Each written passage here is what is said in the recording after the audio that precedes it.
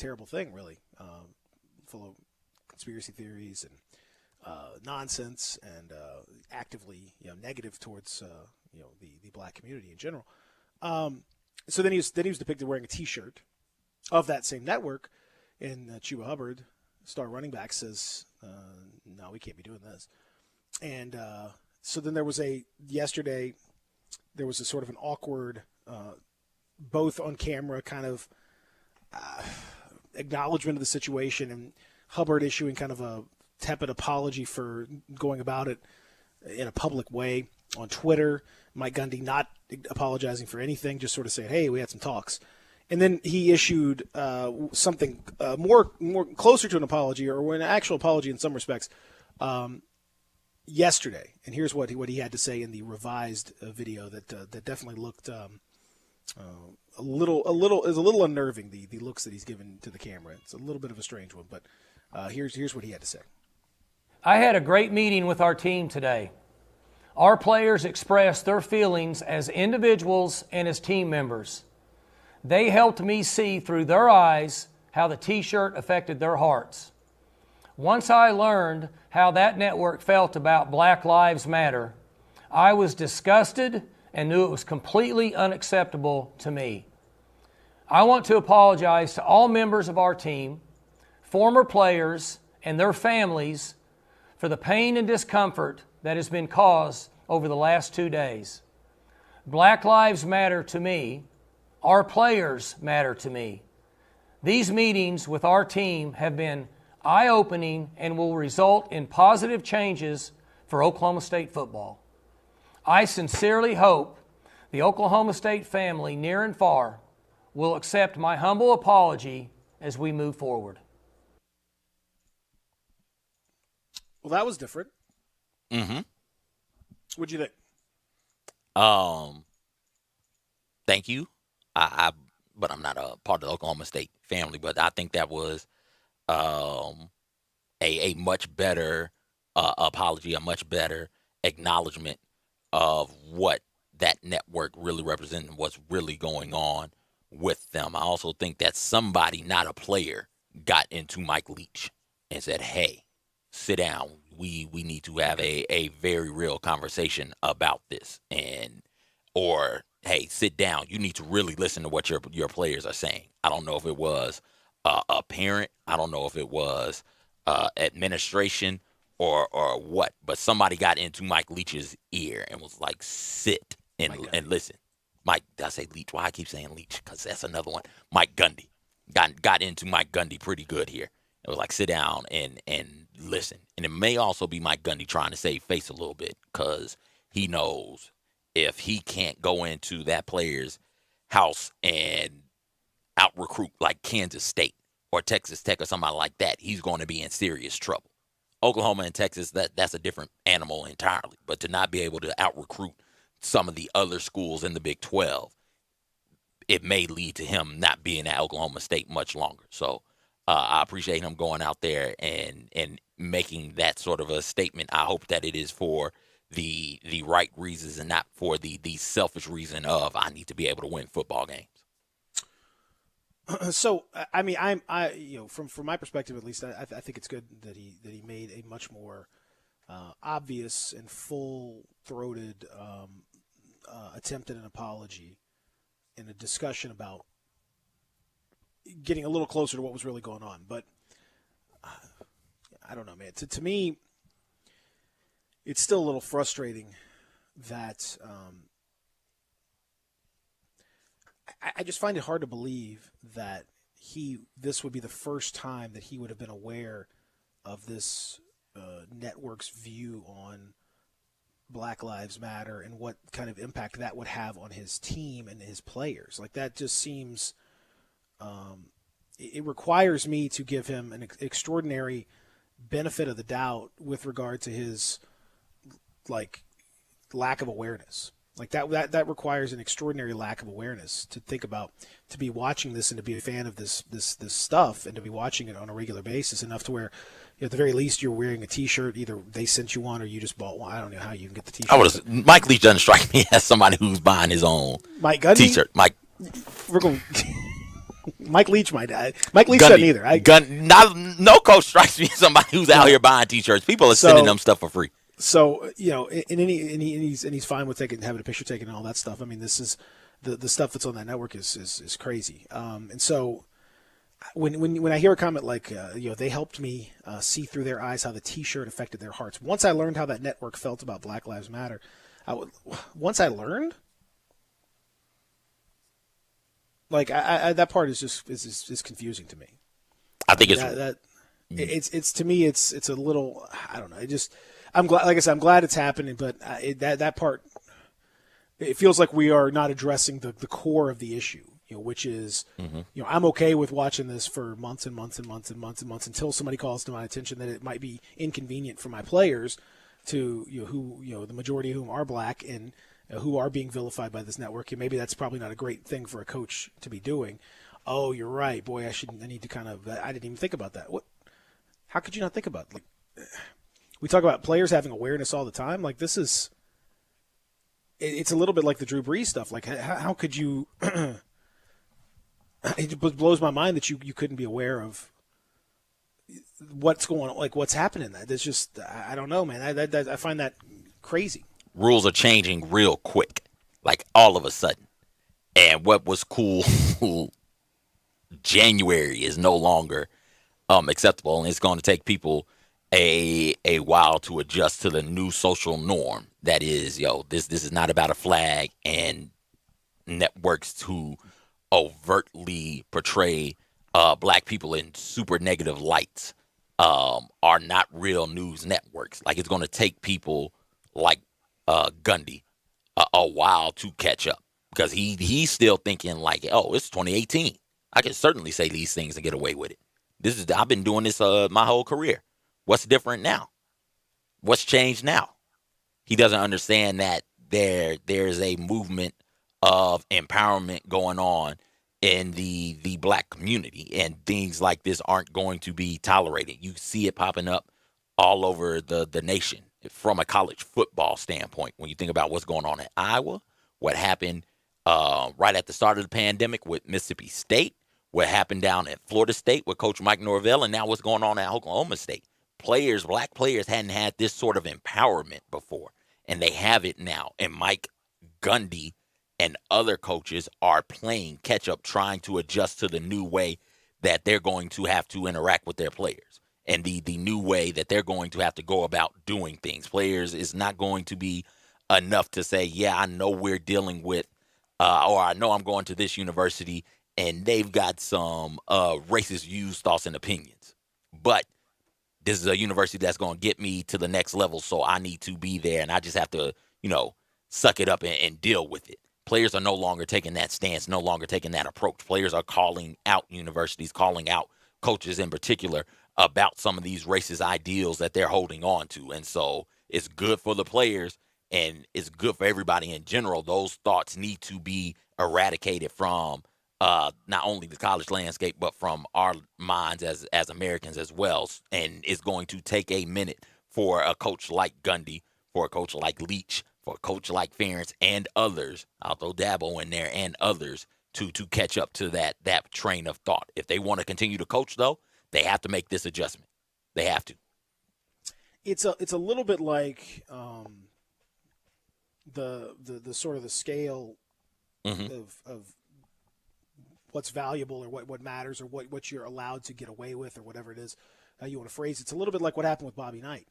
Back in the 70s, 80s, Bobby Knight and the way that he treated his players, black and white, was just as awful as it was in the early 90s. But people, the trade-off of I'm going to send my son, or I'm going to go have him be coached by this guy, is better. He's the coaching is worth it. The value of that is worth it. We're okay with it. We can overlook that, until it got to the point when societally we couldn't overlook it anymore. And all of a sudden, Bobby Knight went from one of the most well-known coaches out there to outcast pretty quickly. Didn't take long, and he ended up working TV or whatever. But then even beyond that, and considered kind of the actions that were at one point sort of laughed at and kind of chuckled off became vilified. Yeah. People saw him for what he was, the bully that he was. I think you're seeing the same kind of land shift under some of these coaches with regard to this stuff. Yeah, I don't think the recruits going forward and people are going forward who are dealing with these coaches are going to be able to just say, they'll write it off. Say, so do you like you're a fan of that OAN, huh? Moms and dads and family members and asking coaching staff. Was that what you think? Does that represent your views? Okay. I'm not sure I want my child to be involved with your program if that's the case. Whereas before it wasn't really a big deal, or it wasn't really thought about, or it wasn't part of the discussion, or you could just sort of it was just accepted. We just accepted it. Accepted or like, just assumed, there's no alternative. We can't demand better. That kind of stuff. Mm-hmm. I think I think that is changing, and those views are going to be challenged now. To say, is that really how you feel? Why do you feel that way? Okay, well, if you do, then maybe this this is not going to work for me. That's a big difference. Peter, I'm sorry. You're right. You're pretty good. Do what? I said you're pretty good. No, I apologize. I was like, that's My fault. true. I apologize. Zach, would you like to issue your statement right now? No, yeah, Peter's great. I listen to him all the time. I hope so.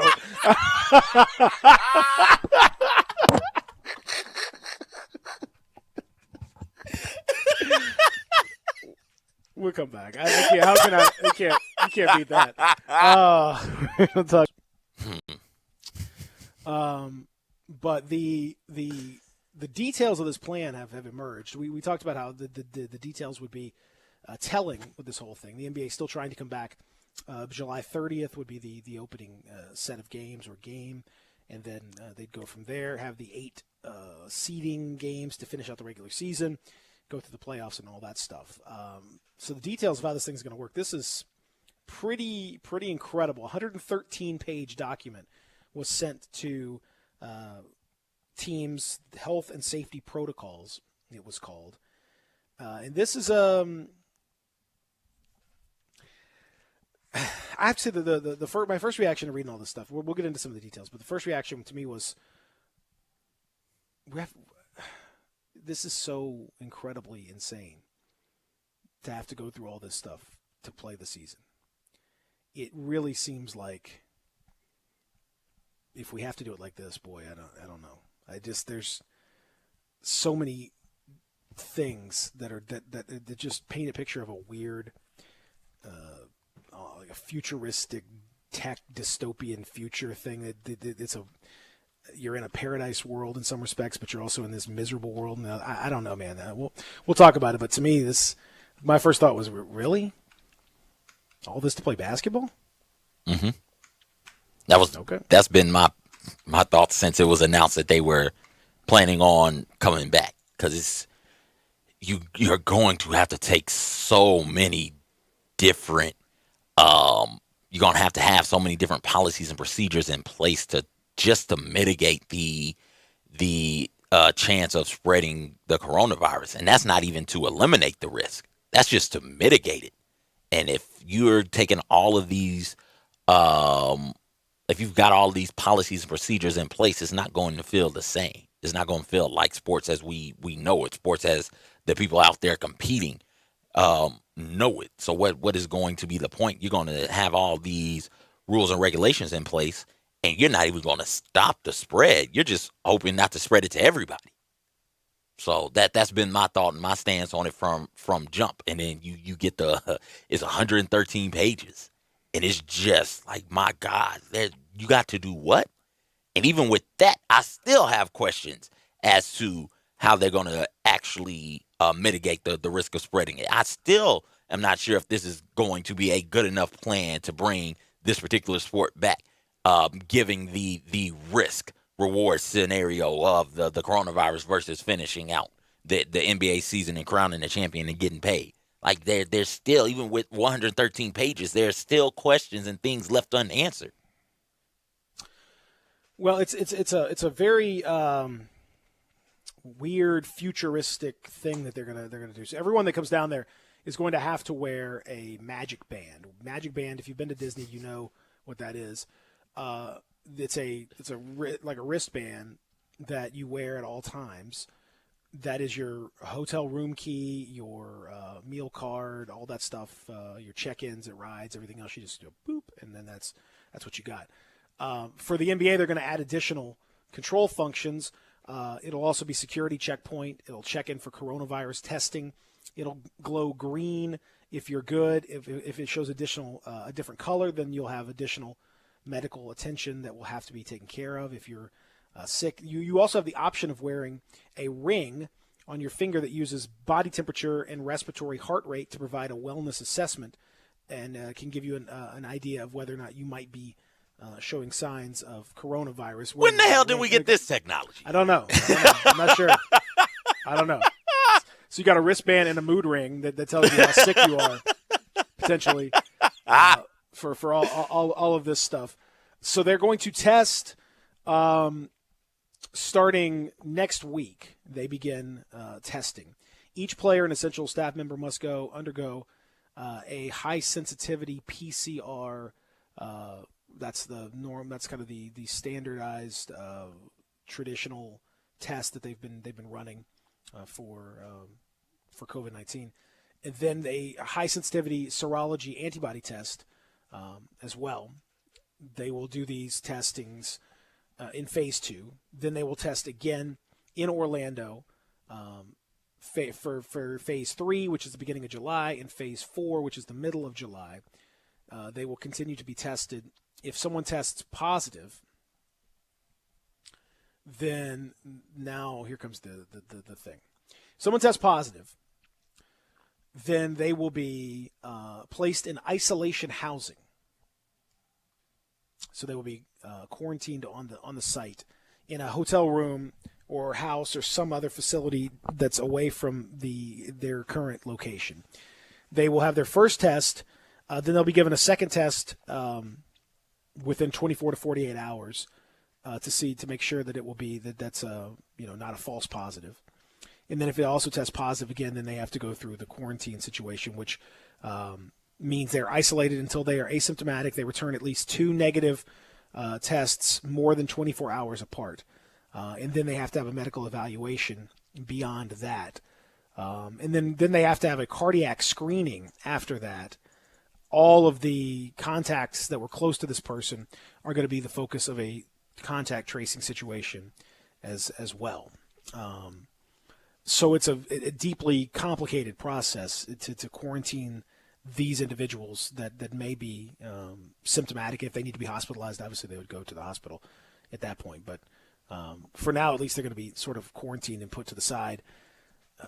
Again, this is, if someone tests positive. We talked about yesterday with the Fort Benning example in Georgia. Just because someone tests negative going into the bubble does not mean that that's necessarily a sign that they are negative. There's all sorts of issues with the testing even now, and if one person slips through, that's all it takes, especially when you're in a bubble situation. So they have it somewhat covered, CJ, but again, this is just wild to me. Yeah, it's that I'm not sure if there can be a better plan in place, but because we don't know a whole lot, we're still learning so much about COVID-19. Any plan is not really a good plan because you just don't know. There are known knowns, there are known unknowns, and there are unknown unknowns. Things you don't know, you don't know.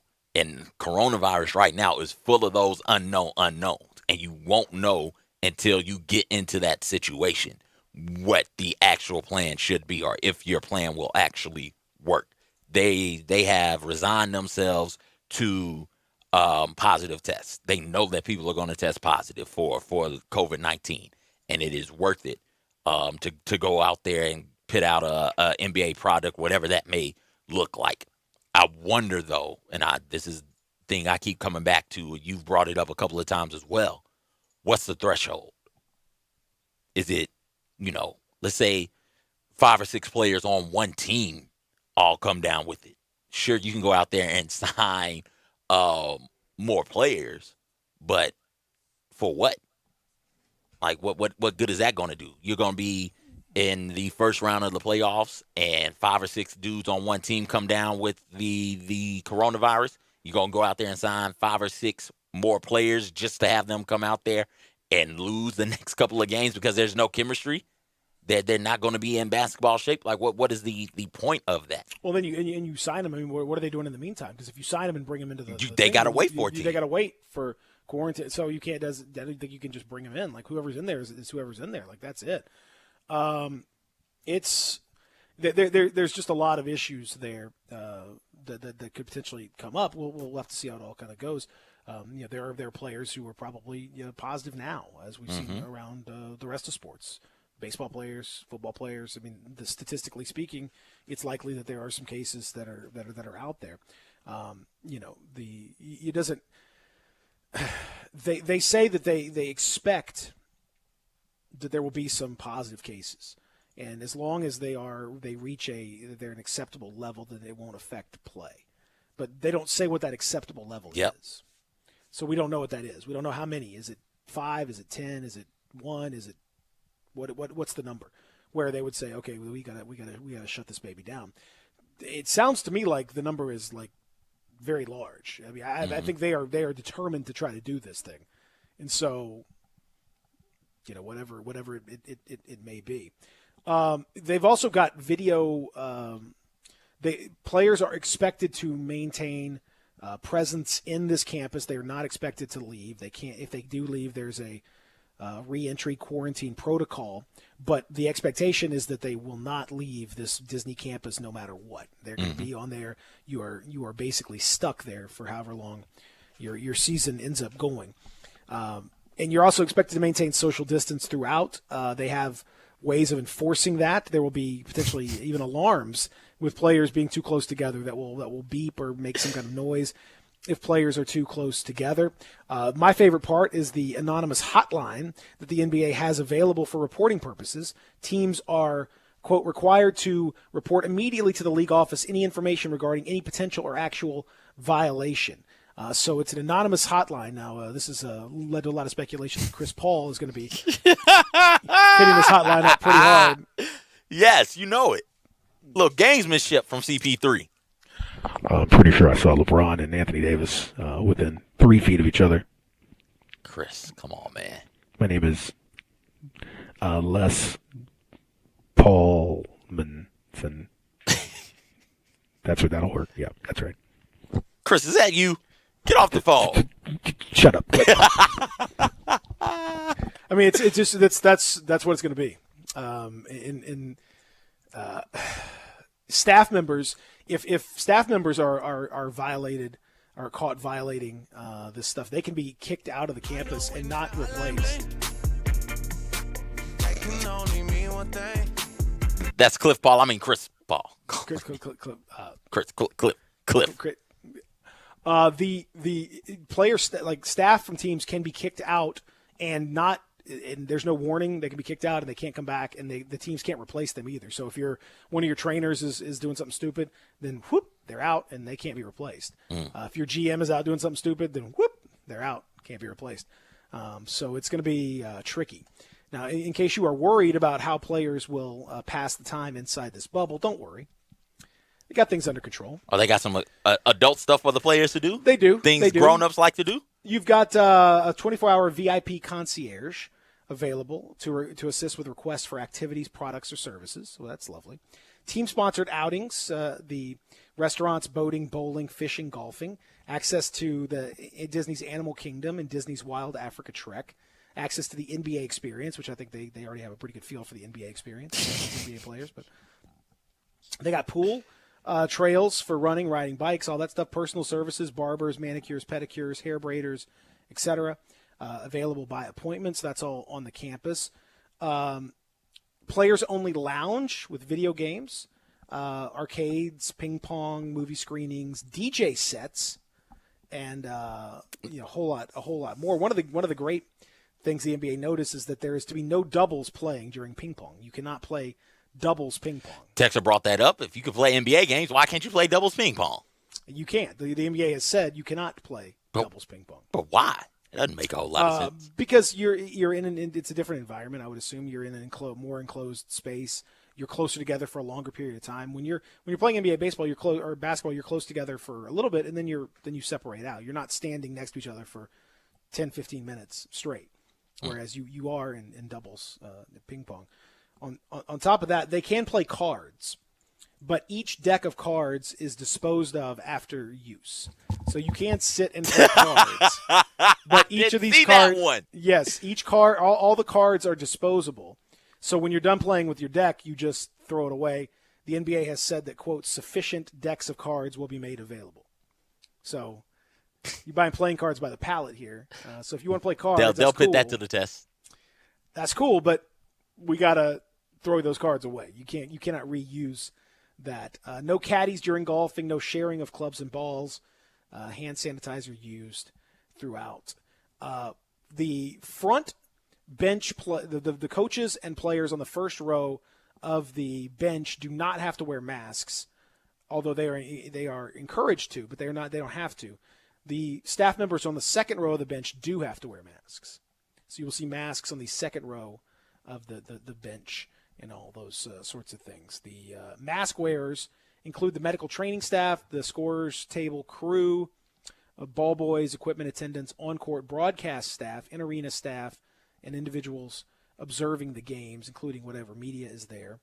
Referees, statisticians, and the PA announcer are not required to wear masks, in case you were wondering.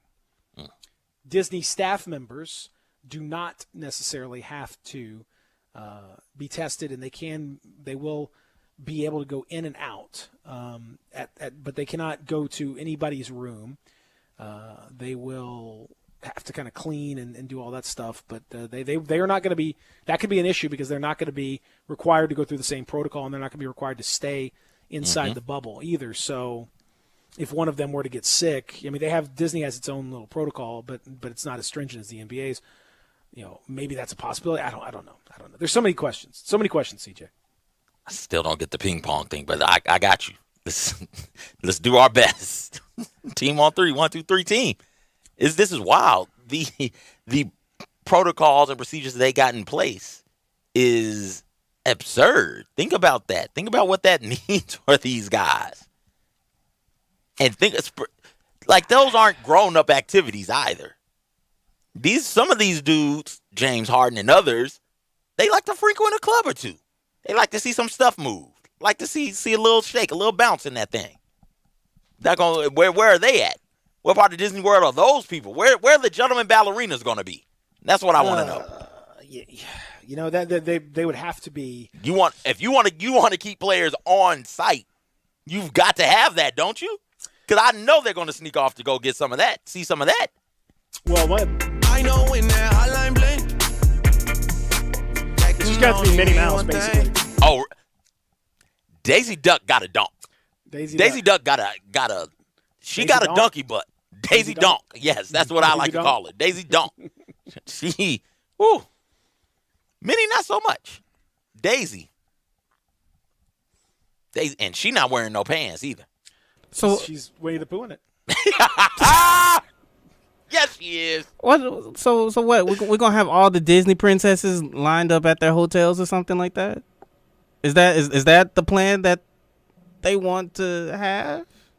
I mean, that wasn't mentioned in the. I don't see that in there. I don't see why not. I mean, I don't see.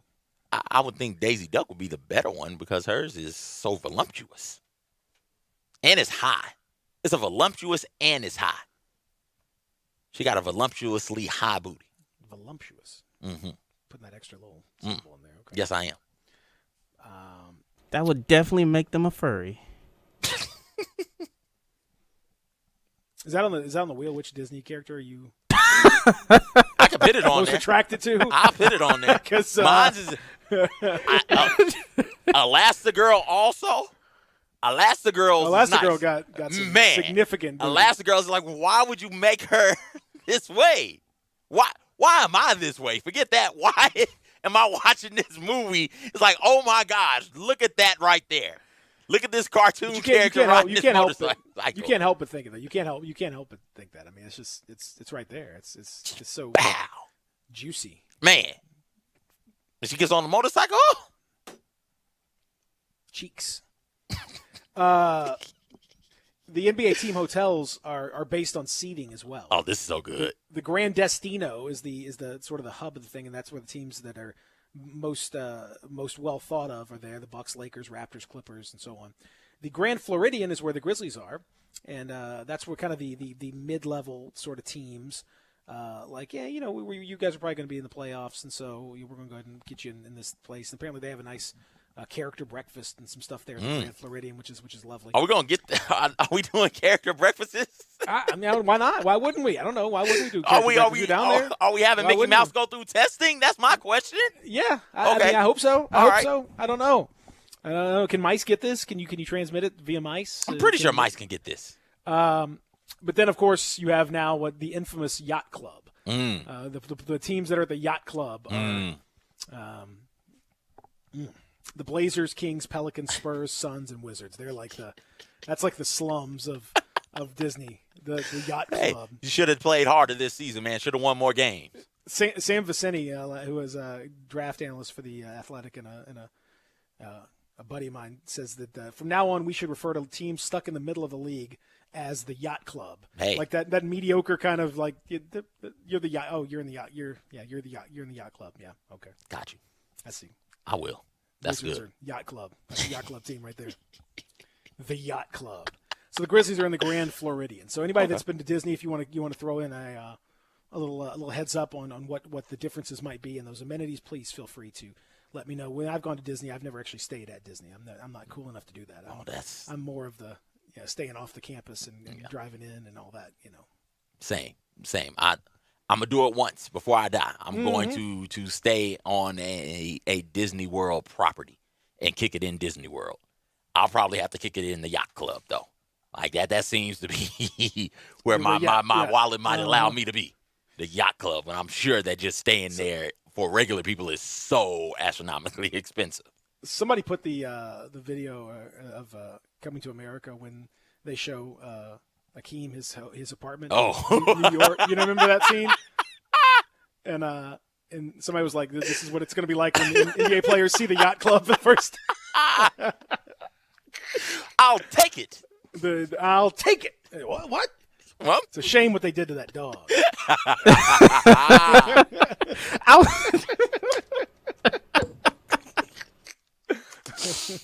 I mean, the yacht club, just for the record, the rates, if you were thinking about staying in the slum level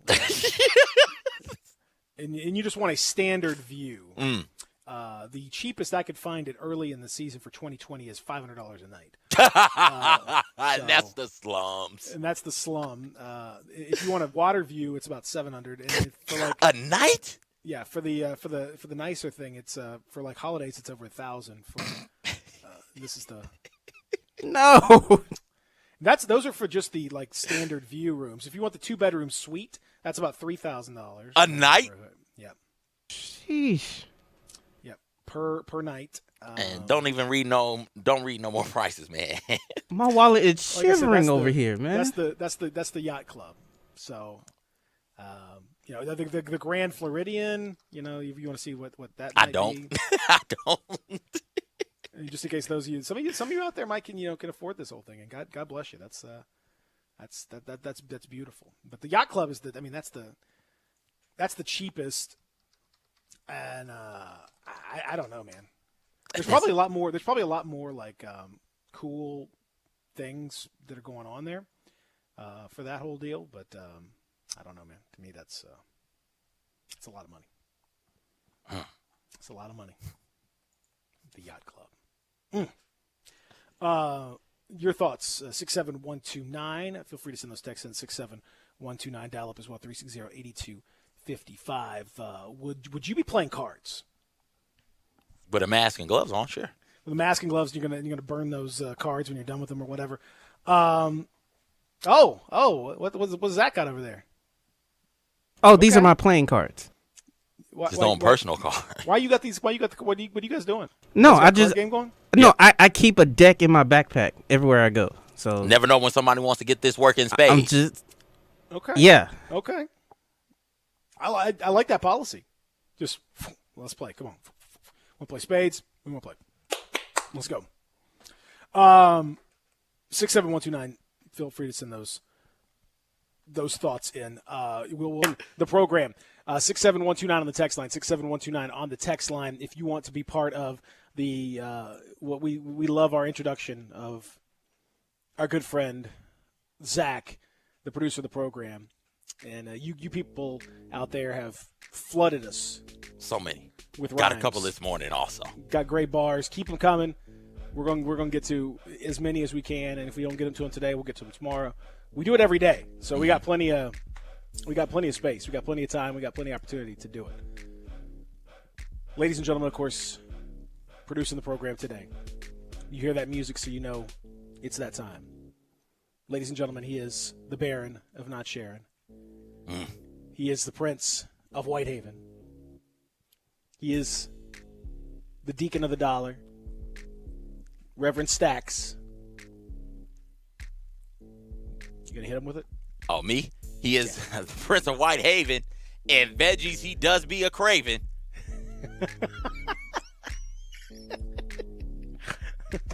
What? Give me some of the texters. Texter, he got salad in his tummy, thinks oatmeal raisin cookies are yummy. Oh, Yes, oh, let's get oh, it going. oh.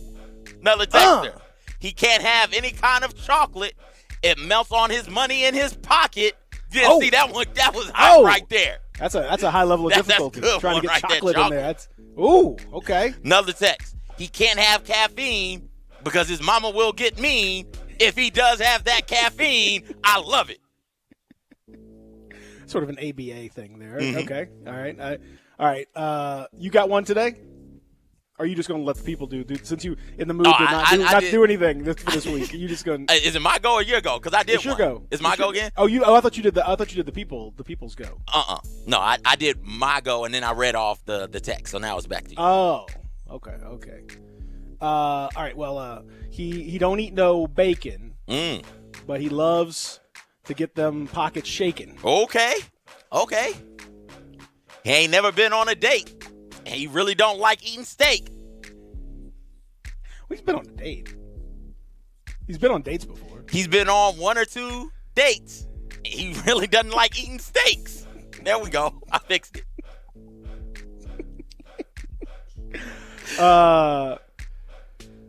Let's see. Hang on.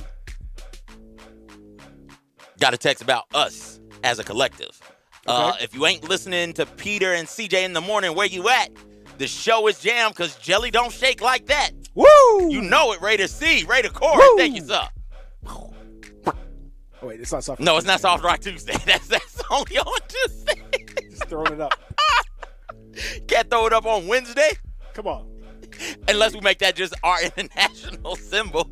If I start throwing up the W's, that would be that might not. That might No, not work so good. don't do that. Don't be doing that.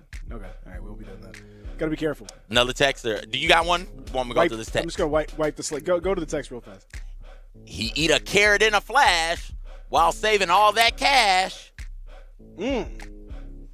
He's got strength like Goku watching how to cook veggies on his Roku. Okay. I see you, Peter E. Woo! I see you. Woo! He's got a bald spot on his head. And in the morning he gets out of bed. I don't know. I don't know. I dropped it. All right. Keep yours coming in. 67129. See if you can beat that one that CJ did. Oh, I bet that's you not can. going to be hard. I bet you can. I bet you can. He Let's ain't do from it. Buffalo, but he loves them Bills, but no meat in his meals. Ooh, okay. Yeah. He's ladies and gentlemen, I will just tell everybody.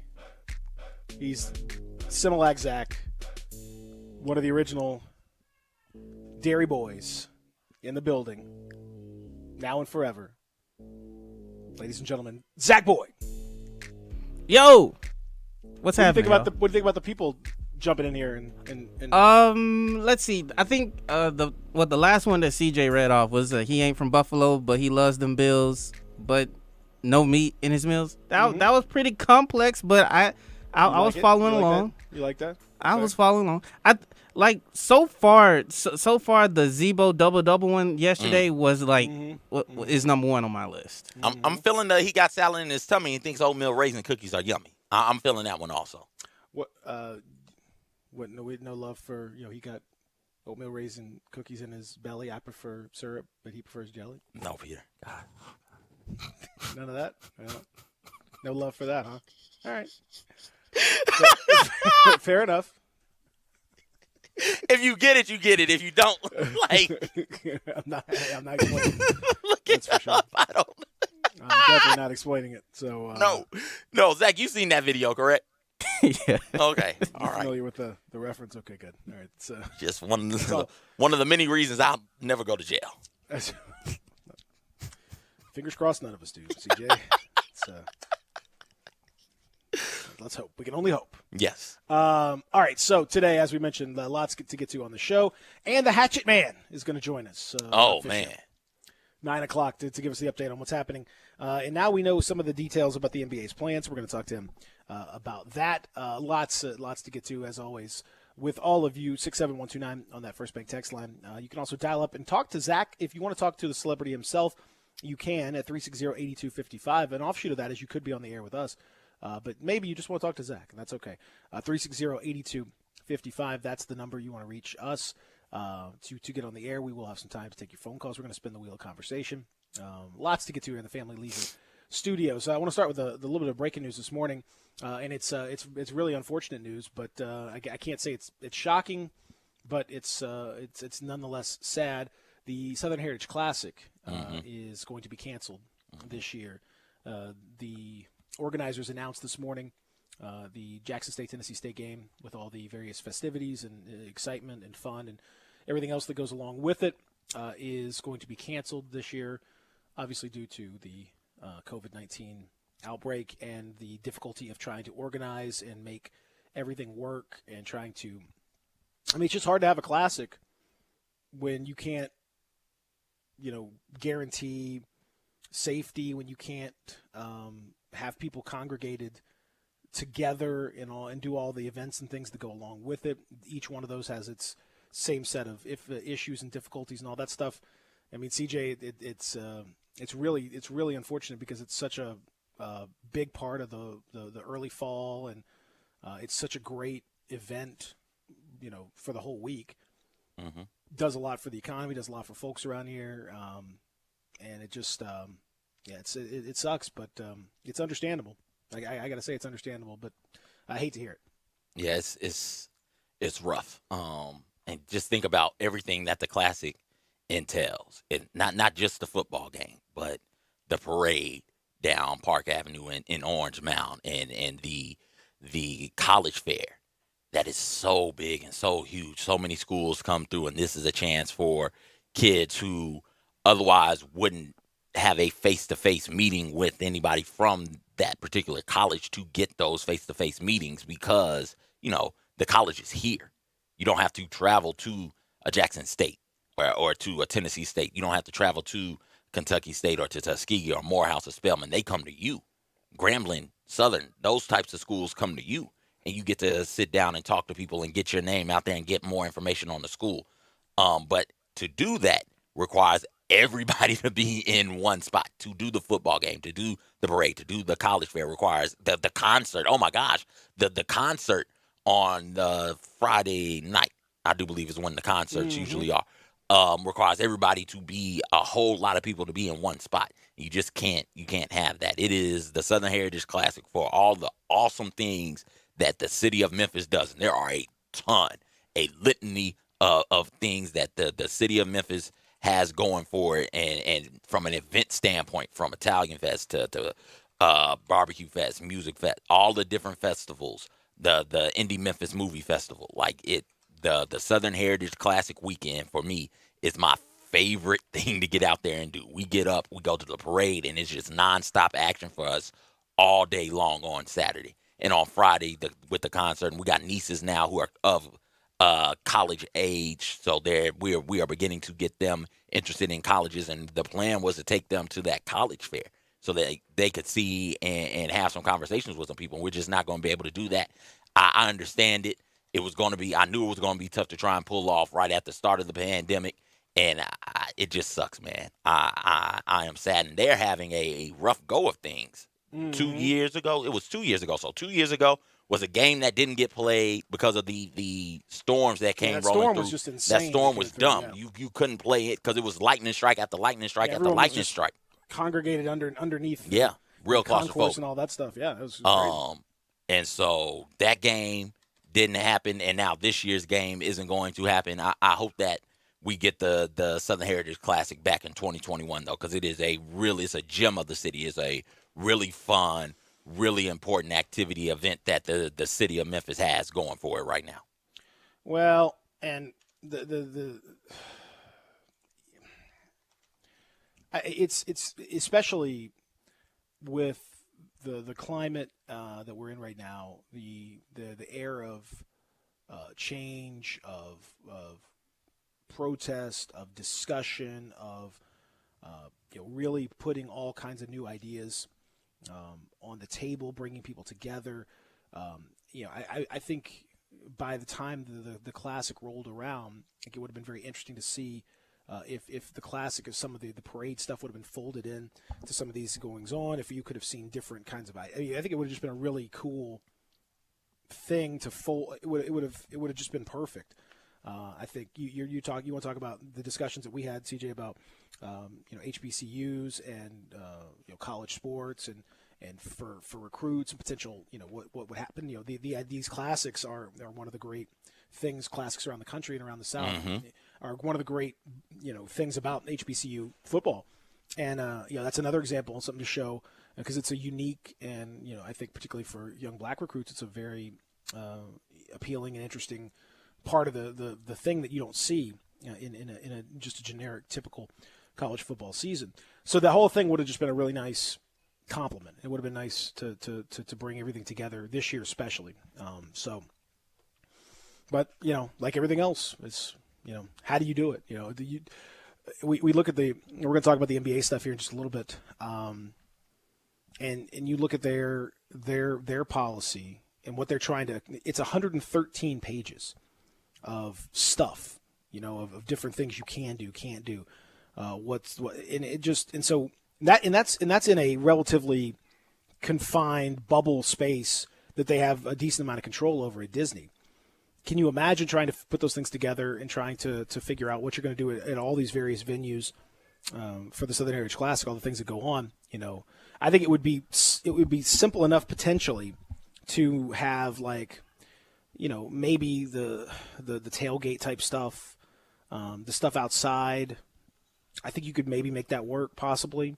But then, the actual football game itself, you'd have to observe proper distancing, which means that you couldn't have the kind of crowd that you would normally have. Not everyone would be able to actually go to the game itself. That would pose a difficulty to figure out who's going to get the tickets, who's not. How's that all going to work out? Parade you could maybe have again, but it wouldn't have the same kind of feel to it. And then any of the indoor events, as you talked about, the concerts and the dinners and all that stuff that goes on, you probably couldn't do that. So it just doesn't work. But that doesn't mean it's easy, because it's a big part of the community and a big part of the fabric of the city. So that part just kind of sucks. Yeah, and that tailgate is something else. I'm not sure even if it's outside you could do it, because it's just people piled in like barbecue fest. It's outside, sure, but people are just piled into these close spaces. And the reason I say that, CJ, is because I think at this point, joins us now to talk about the baseball season so far, and here's the update on that. It's not happening, Fish. No. So Flag Day, my friend Mike Claiborne always said season starts on Flag Day. And that's when you start to figure out who's who. But Flag Day now has passed. And we don't know who's who, and we don't know if they're even going to play. When was Flag Day? I believe it was Saturday or Sunday. Okay. It just passed this weekend. Let me look for you real quick. Flag Day was June 14th. Yeah, 14th So whatever day Sunday. that All right. was. Well, Sunday. Yeah, Sunday. Okay. So Flag Day is come and gone, huh? Yeah, We come and hardly gone, need you, and Flag Day. no baseball played. And boy, it was really, uplifting to hear the commissioner on ESPN Monday night just basically say, "Yeah, we're in danger of not playing."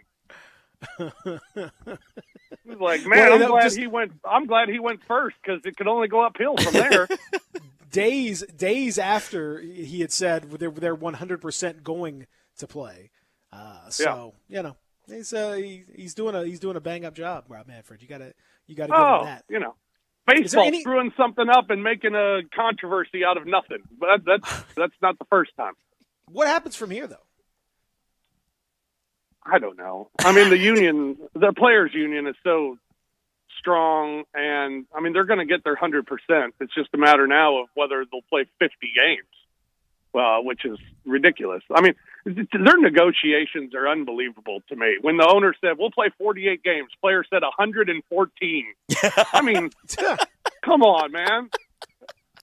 And then it went like to 70 and to 90, and then it was like 70 plus, but you're only getting 50% of your pay. I mean, it's like, what? What do you mean we're only getting 75% of the pay, I guess, at that point? Players are going to get 100% of their pay. And, I mean, if you're going to play 70 games and get 75% of your pay, why not play 50 games and get 100%? That math adds up to me. I did flunk out of pharmacy school, so Yeah, I I know. But I passed pharmacy math. Pharmacy math, I did okay in. Yeah, and I was a math genius before this new math.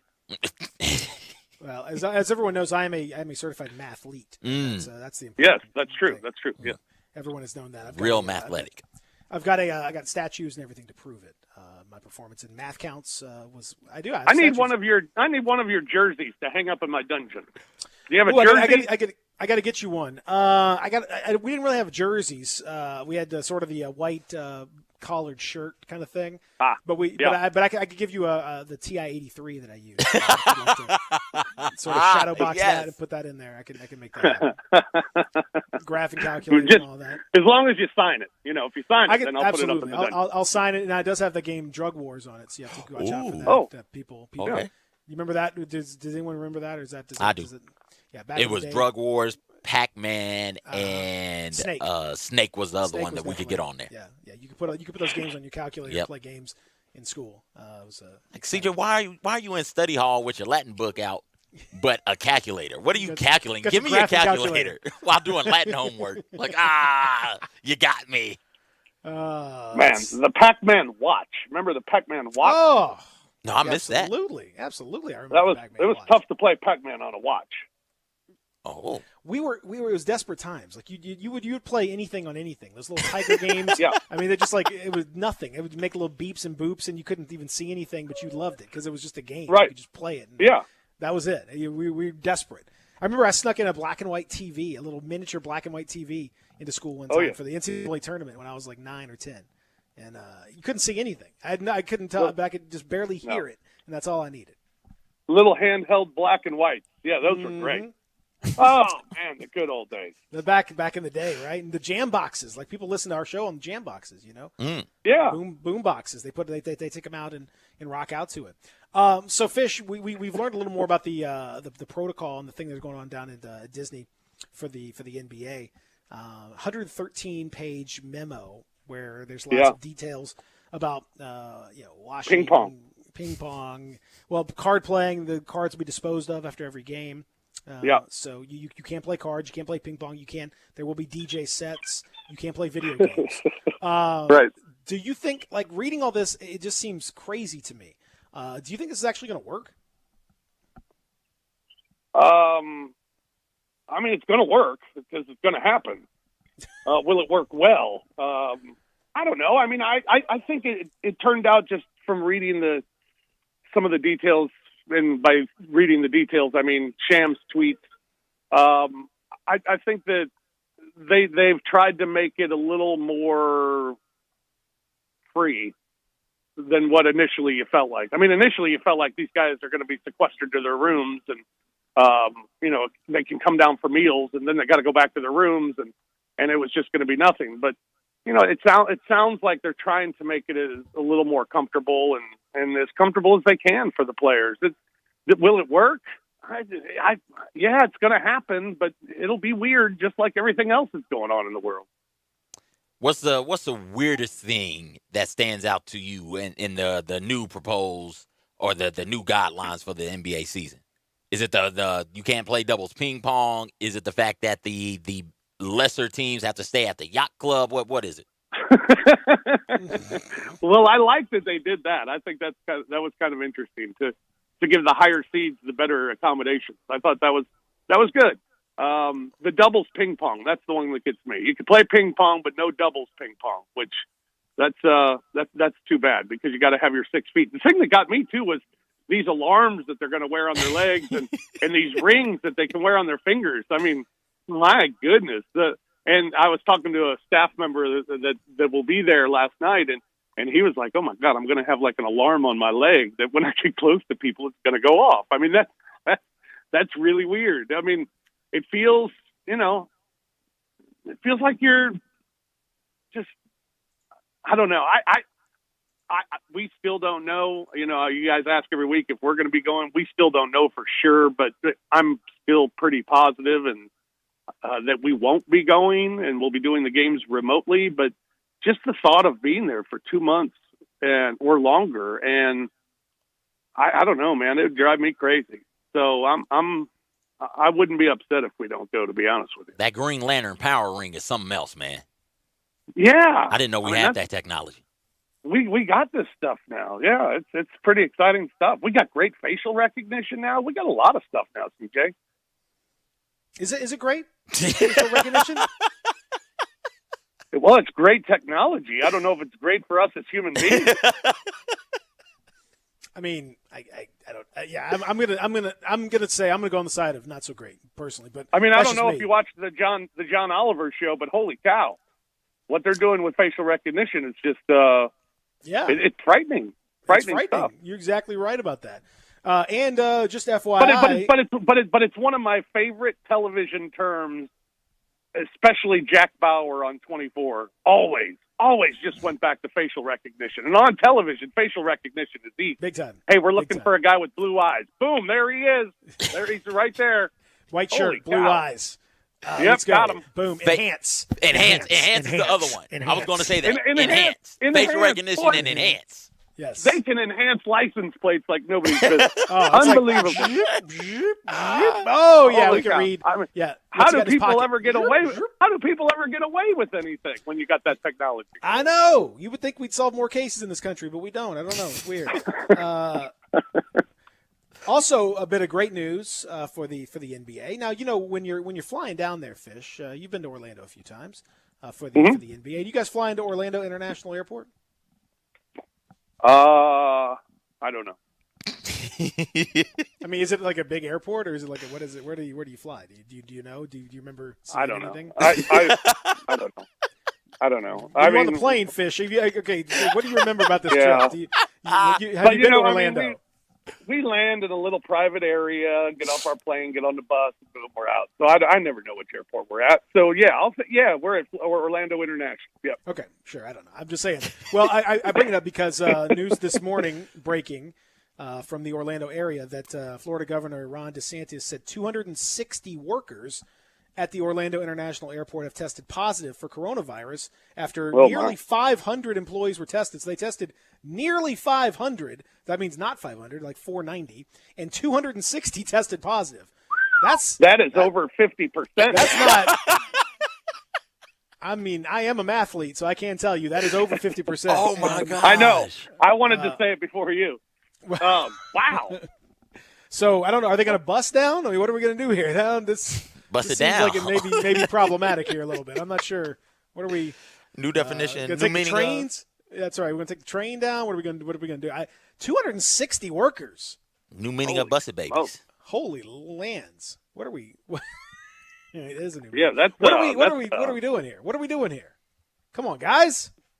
well. Come on, Orlando! You're trying to host all these. Come on, man!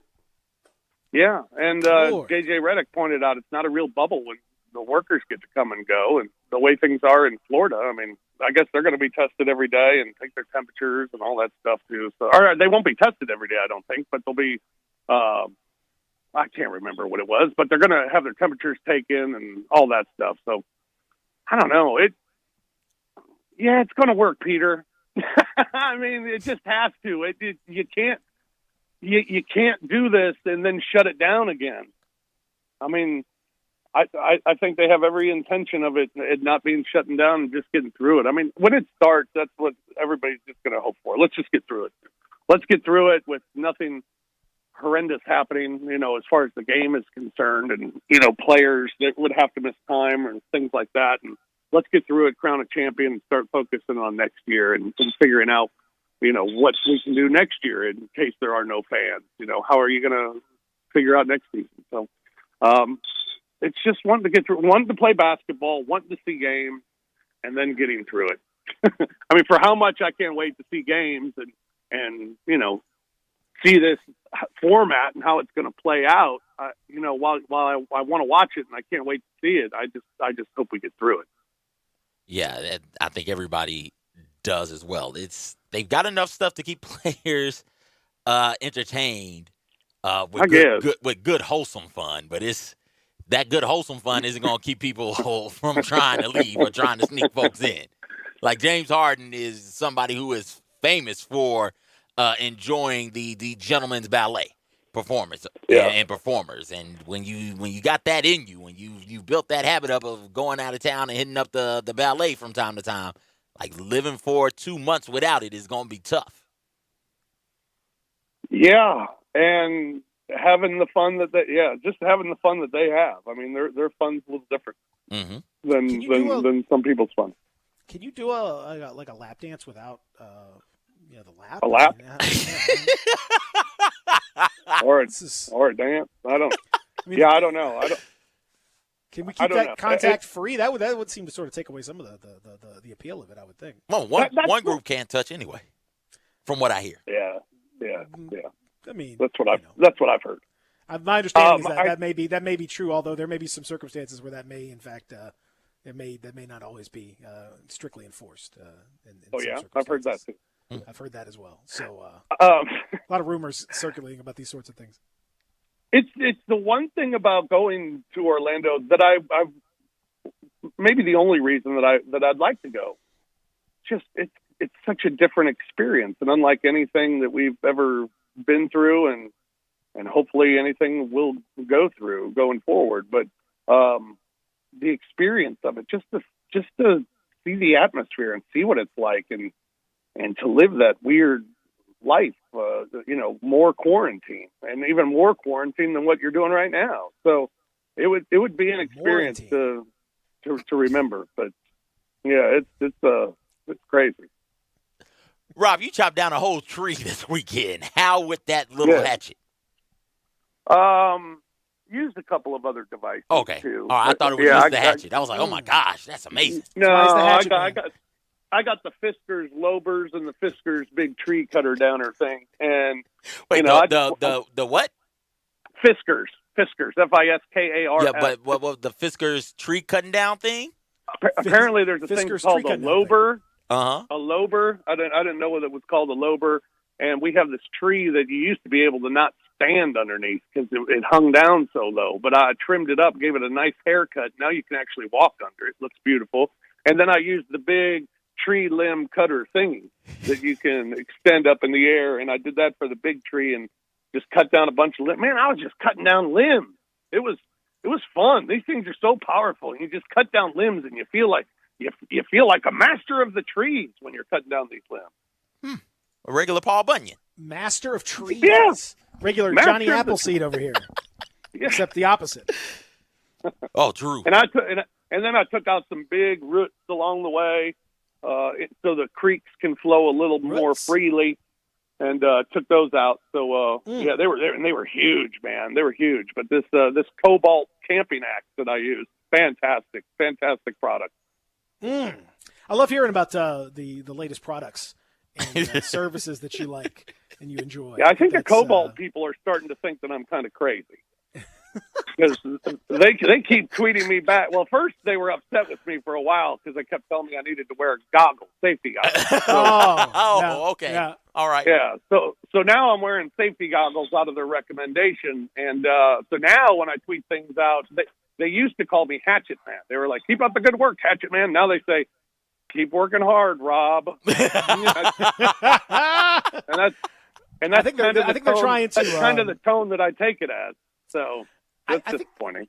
I just think they're worried because if they start to acknowledge you as Hatchet Man, then they're going to have to also start acknowledging you financially. You know, and the Cobalt Hatchet Man, brought to you by Cobalt, and then the money's going to have to start flowing in, or else, they're going to take that fame of yours, and someone else may monetize it. And so I think they're a little worried about that. Well, frankly. that's kind of what I took from their last tweet. Using my first name, Rob, and not using Hatchet Man, and then I took it as that tone. I took it basically as a reading between the lines that said, "Quit trying to put us in your tweets. We're not giving you any free stuff."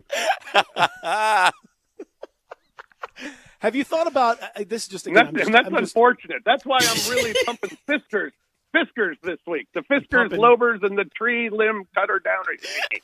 Did you just say you're pumping Fiskars here this week? Pumping Fiskars. Yeah, that's the name of your new podcast. Pumping yes. Fiskars. Okay. That's exciting. That or Hatchet Job. I don't know. One of the two. That's going to certainly get an audience. I don't know if it's the audience that you want, but it's definitely going to get an audience. And that's the important thing. I think why don't you monetize this on YouTube? Why don't we get a Hatchet Man channel? Hey guys, Hatchet Man here with the latest Cobalt product to help you with your root removal. And then do like a little 2 or 3 minute little video on YouTube and throw that in and be like, "Hey guys, smash that like button, hit that subscribe button. Let me know what you think about the video." I mean, there's some of that stuff that I think you could really pull off. To be honest with you, tell Cobalt what you think of me. Tell Cobalt what you think. Hey guys, we really appreciate it. Those likes and subscribes, man, they mean a lot to us. Please come on in and bang that like button and let me know what you think. Leave a comment in the thread. I'll be happy to hatchet whatever it is that you comment. You want me to hatchet a Coke can? Sure, no problem. You put those in the comment threads. I'll hatchet whatever. I'm the Hatchet Man. Let's go. Right through a Coke can and then a tomato. Tomato. That's right. Wham! Look how smooth this blade is. Unbelievable. I'll cut a shoe in half for no pennies. In a frozen. I'll start food. running out of stuff. Yeah. Oh, this is exciting right here. Come on, let's get this. Come on, everybody, hit that like button. Let's go, smash it. Yeah, man. Crush that like button. God. Let's get it going. Okay, so what's going to be first? Hatchet Man brought to you by Cobalt or baseball game being played this year? Oh, wow. That's a hard question. I guess a baseball game. I guess they'll play. I don't know. I mean, they can't be that stupid, They can't right? not play, right? I mean, surely. Right. I mean, but you would have thought they would have already been playing by now, right, or something. I mean, come on. Yes, they should be playing by now, and they'll play, and the players will whine and complain because that's what baseball players do because they're a bunch of babies and with their goatees and their eye black and the shell necklaces and all that stuff. Yeah, their shell necklace. Yeah, I mean that's baseball players, and as a former baseball player myself, I can say that they're pain in the asses basically. But they'll play, and we'll have some baseball, and it'll be interesting. I think a bad thing for baseball is you're going to play 50 games. It's going to be a dash for the cash, and basically people are going to say, "Well, that was awesome. We should cut the season down to 50 games." No, we're going to keep it 162 going forward. So I think that could be bad. For the blog. Let's go. It could make baseball compelling. Could make it kind of exciting. That it would be. Every single game really means something instead of, a May game against, I don't know, the Marlins and on a Tuesday afternoon in May. I mean, what is a getaway day where nobody plays? I mean, how much does that mean? So, but a 50-game schedule where every game would matter, it could be compelling for casual baseball fans or for fans who aren't baseball fans who are just starved for sport. It might be a little more enticing for them. So that's probably going to be bad for baseball, but it's something baseball never thought through because they offered 48 games to begin with. So they don't think about these things because they just don't run their business very well. A lot of things they don't think about and didn't think about until now. That's true of a lot of us. Rob Fisher, a.k.a. Hatchet Man, joining us. as always, thank you. Great stuff. Appreciate it, and I look forward to more of your sponsored content soon. Absolutely, man. Just check Please it out work at that in. the Can you Fish work that? Nation. Can you work that into the broadcast when you guys are back on the air? What? Cobalt Hatchet Man, Tools? somebody. Well, I mean, maybe Cobalt Tools, sure. I mean, Hatchet Man, some kind of Hatchet Man reference. I mean, you got to work this in somehow. I mean, I think there's a good chance that would happen. Yeah, we might even have some video. I don't know. You never know. Oh, come on, we got to do that, and Keegan certainly got to be involved now with her Keegan Sports situation. I mean, there's no question. Well, we're setting her up to take my spot when my Okay. day has come. Okay. You know. It's true. Yeah, then she'll take over. So yeah, I'm kind of setting that up, just planting the seeds, if you will. That's by the way that's the other name of my other podcast, Planting the Seeds. So many Combined with- podcasts. So pumping Fiskars and planting the seeds. Is that what we're going with? Yes, Oh, that is okay. correct. Yeah. And what was attract an last week? audience, for sure? Oh, Dip what was it into last it or week? something? I forgot last week. Oh, what was last week? Oh man, I gotta go back and listen. Fish, you're the best. Love you, buddy. Fellas, look forward to next week. Thanks, Sounds Rob. good, my friend. I got you. Rob Fisher, he is awesome. To compete in a place where it wasn't a Bombers, golf course. But I think that year he actually played fairly well in this event. So, Harbor Town's always a fun little spot. It's obviously probably going to be much more enjoyable in April and maybe not so much in June. But I still think it's going to be a great week. I'm sure that golf course will be in good shape, and it'll be interesting to just kind of see, how things are. I mean, clearly last week they got very improvisational with, building their own bleachers outside to where they could see some golf. Right. And as we discussed last week, I mean, there is a home development that kind of runs through a little bit of this golf course. So it'll be interesting to see how many more, fans you might get, around the border of the golf course a little bit. So, but it still should be a fun week. Plus, then you'll have boats and stuff out on the water that I'm sure folks will be cheering on the players as well. Look at the back nine, a lot of the homes on Southwind. I mean, Right. 16, 17, 18, my goodness, we could have people erecting stands in their on their patios. Absolutely. I mean, you just never know, kind of what can happen out at Southwind. I mean, to your point, I mean, the entire back nine is pretty much inside the development. So I think it's going to provide, especially depending on, realistically where we're going to land with fans at the event. It could be very, very interesting to see, how large those house parties turn into, and whether we're still going to be putting fences up around the inside of the golf course and things along those lines to kind of keep some folks out. So should be an interesting, week, and we're what, a month and a half away from it. We sure are. Yeah, John, before we get to picks, give our listeners a number for a tee time at Timber Trust. I know you've been packed since all the good weather and even during the pandemic, during the lockdown. Give out a number and a way for people to get more information from you. Yeah, no, so definitely been busy. It's definitely advantageous to kind of make your tee times well enough in advance. You can call us either at 662-895-3530. You can visit us at timbertrustgolf.com to book your tee time. We continue to kind of, if you check out our Facebook page at Timber Trust Golf or Instagram, we're posting pictures on all the golf course projects and things we've been doing. We're actually getting ready to resprig the entire putting green tomorrow. So unfortunately, we'll be without a putting surface for folks to practice on for about the next 8 weeks. We're doing that in the nursery green starting tomorrow once our sprigs arrive from the turf farm down there in Houston. But been a very busy time, lots of projects going on, and but just really, really happy to have some new faces coming out and getting to experience what we're trying to do down here and see how things are different and see how good the golf course is condition-wise and how hard we're working to just really provide a very good public golf experience. With the first selection, Drew Barrett, So who won last week. Dave, do you have a coin counter like at the Sonic to count Drew's winnings from last week? Bagel, nada, nothing. So Squadouche. we go in reverse order. That's how we do this. I Yeah, couldn't remember.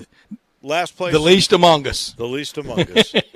Well, I was talking to John Drew before and I the were show. talking though. We feel like this whole scoring system's the wrong way anyhow. Because realistically, in golf, you're trying to go as far under par as you possibly can. So Drew actually had a great week last week because he was even par for the week. Well, then maybe I should go first.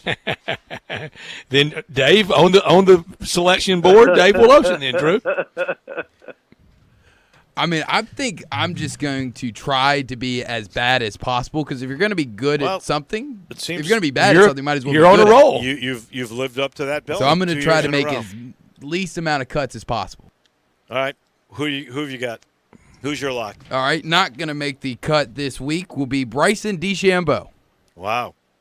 Beefcakes Bryson. You do realize that he was considered the number one power ranked player this week.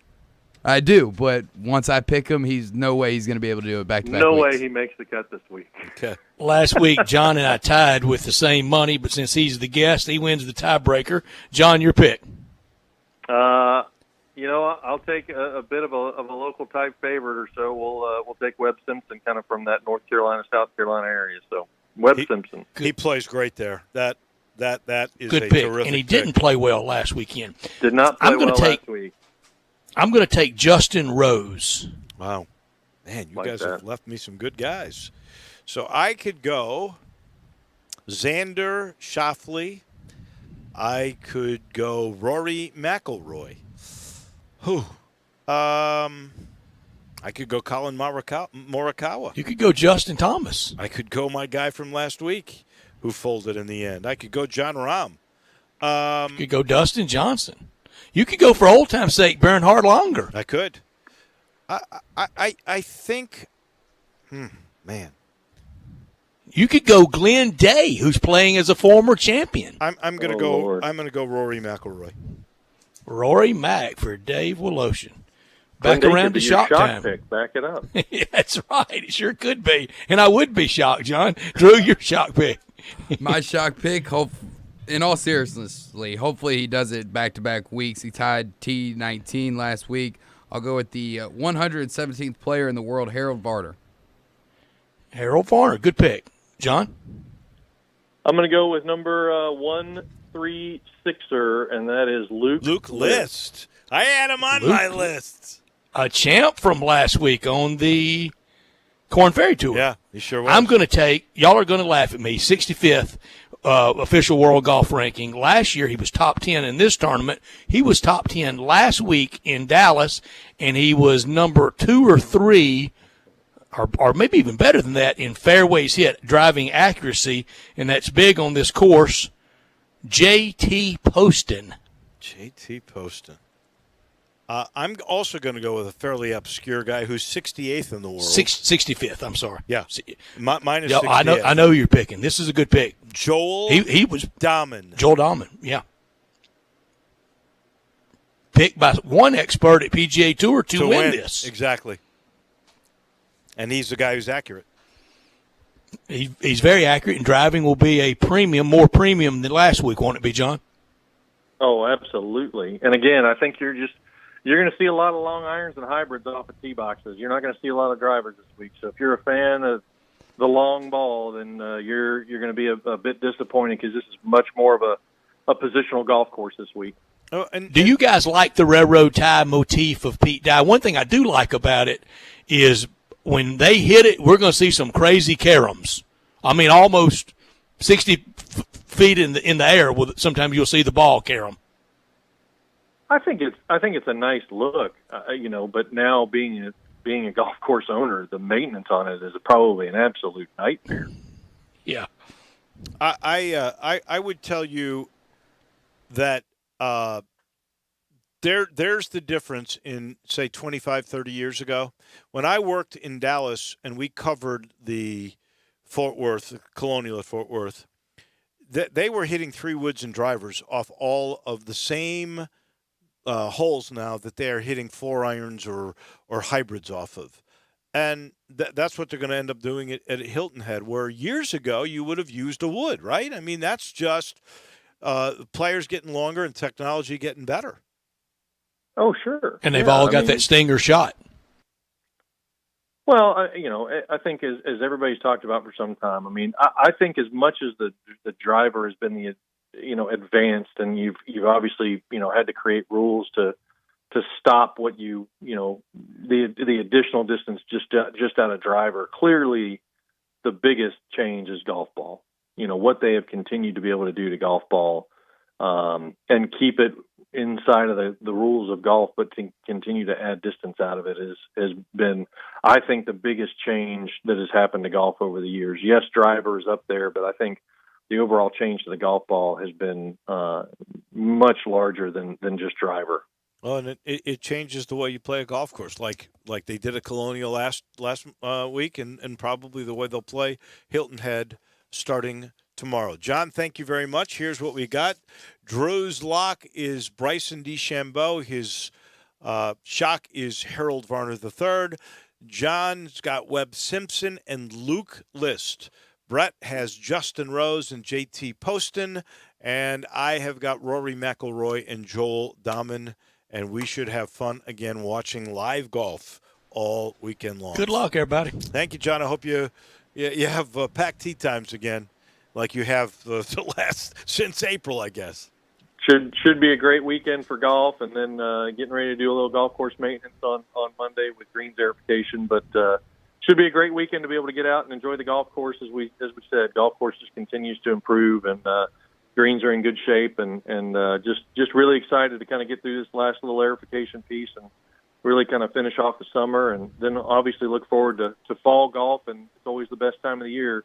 Could be a little bit different depending on what happens with college football. So, but thanks, guys. Have a great week, and we'll talk to y'all next week. You got it. Don Goen from Timber Truss, and we are all keeping our fingers crossed for sure about college football. Well, we heard today that there's one game that won't be played, and that's the Southern Heritage Classic on September the 12th at the Liberty Bowl.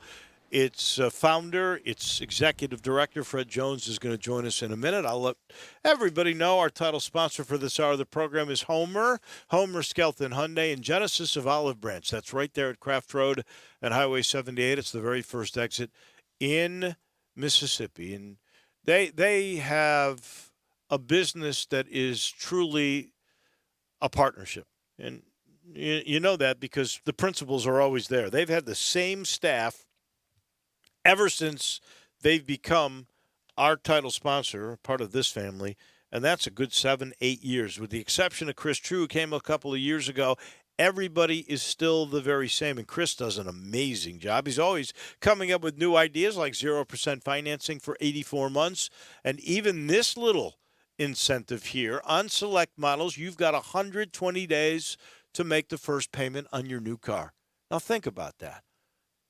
120 days. So they understand it's a pandemic. Some of you have been laid off, but now you're back to work, and in 4 months you'll have a little bit of a nest egg, and that's when you start to spend the money on your brand new car. And again, that could be a Hyundai, it could be a Genesis, just depends on the model. And no, these cars are all amazing technology, whether it's safety or performance and durability. Every car gets a 10-year, 100,000-mile limited powertrain warranty. Please go see my friends. You'll thank me later. Go see them at Homer Skelton Hyundai and Genesis of Olive Branch. We take the break. When we return, the executive director, the founder of the Southern Heritage Classic is Fred Jones, and he's next. Broadcasting from the Family Leisure Studio. Hard to say and hard to fathom. What finally swayed you to pull the plug? And I know 2 years ago, your game, you had a lot of your activities. You couldn't get the game done because of lightning, and I'm sure that was upsetting. I don't know if that was a financial setback or not. Yes. But it was. And now this, obviously, you've got so many things that would have been limited. But what was the final straw for you? When we got the directive from the Shelby County Health Department where we couldn't do our tailgate, there was no parade. We had already canceled the concert at the Orpheum.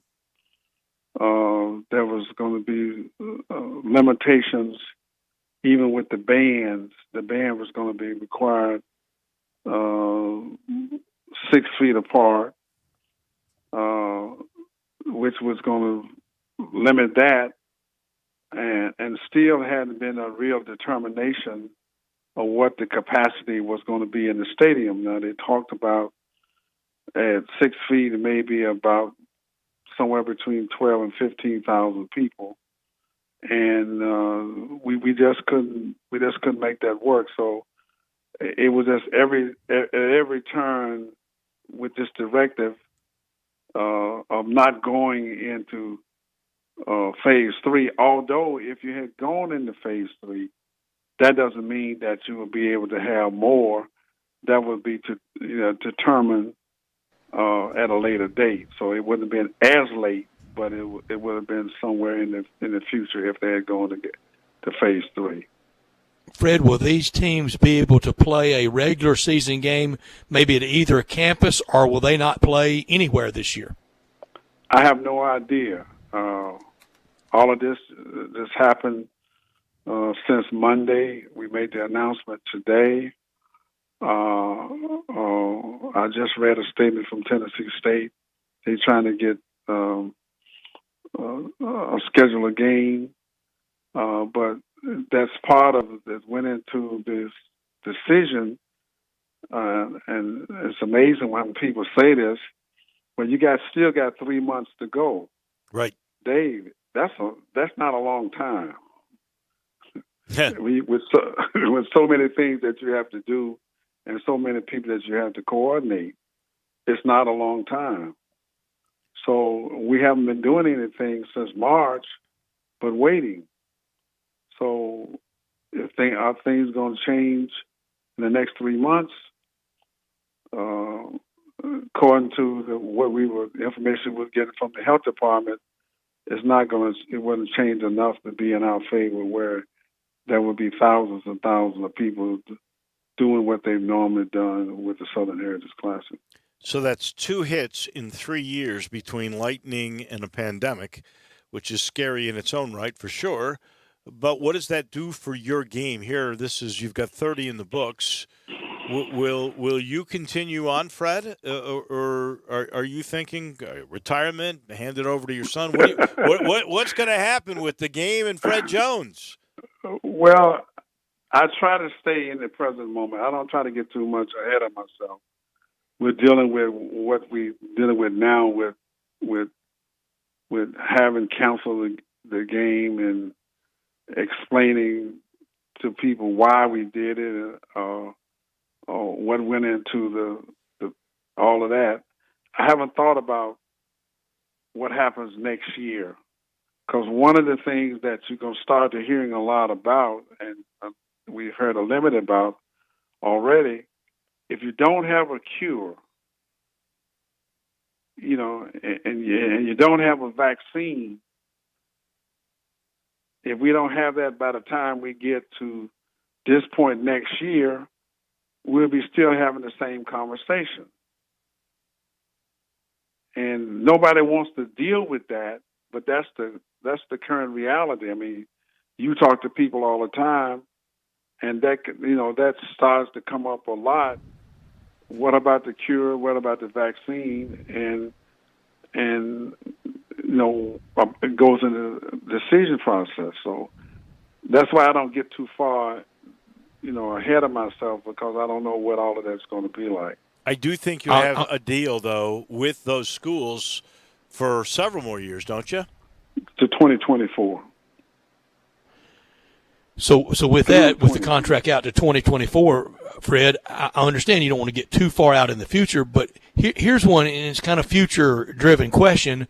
What can the city of Memphis, what can the Liberty Bowl Stadium, what can Memphis Chamber of Commerce, what can Memphians do to help you going forward with what you've endured 2 out of the last 3 years? I mean, could it be better stadium agreements? Could it be maybe more of the take on concessions and parking, or maybe even a rental fee for tailgating. What could help you, because you've helped this city with 31 of these, and it being a traditional landmark sports weekend, second weekend in September. And we talked earlier, Fred, about the multiplier effect. It's not just a 3-hour football game. It's a week-long celebration and festivities that just keeps multiplying that dollar effect.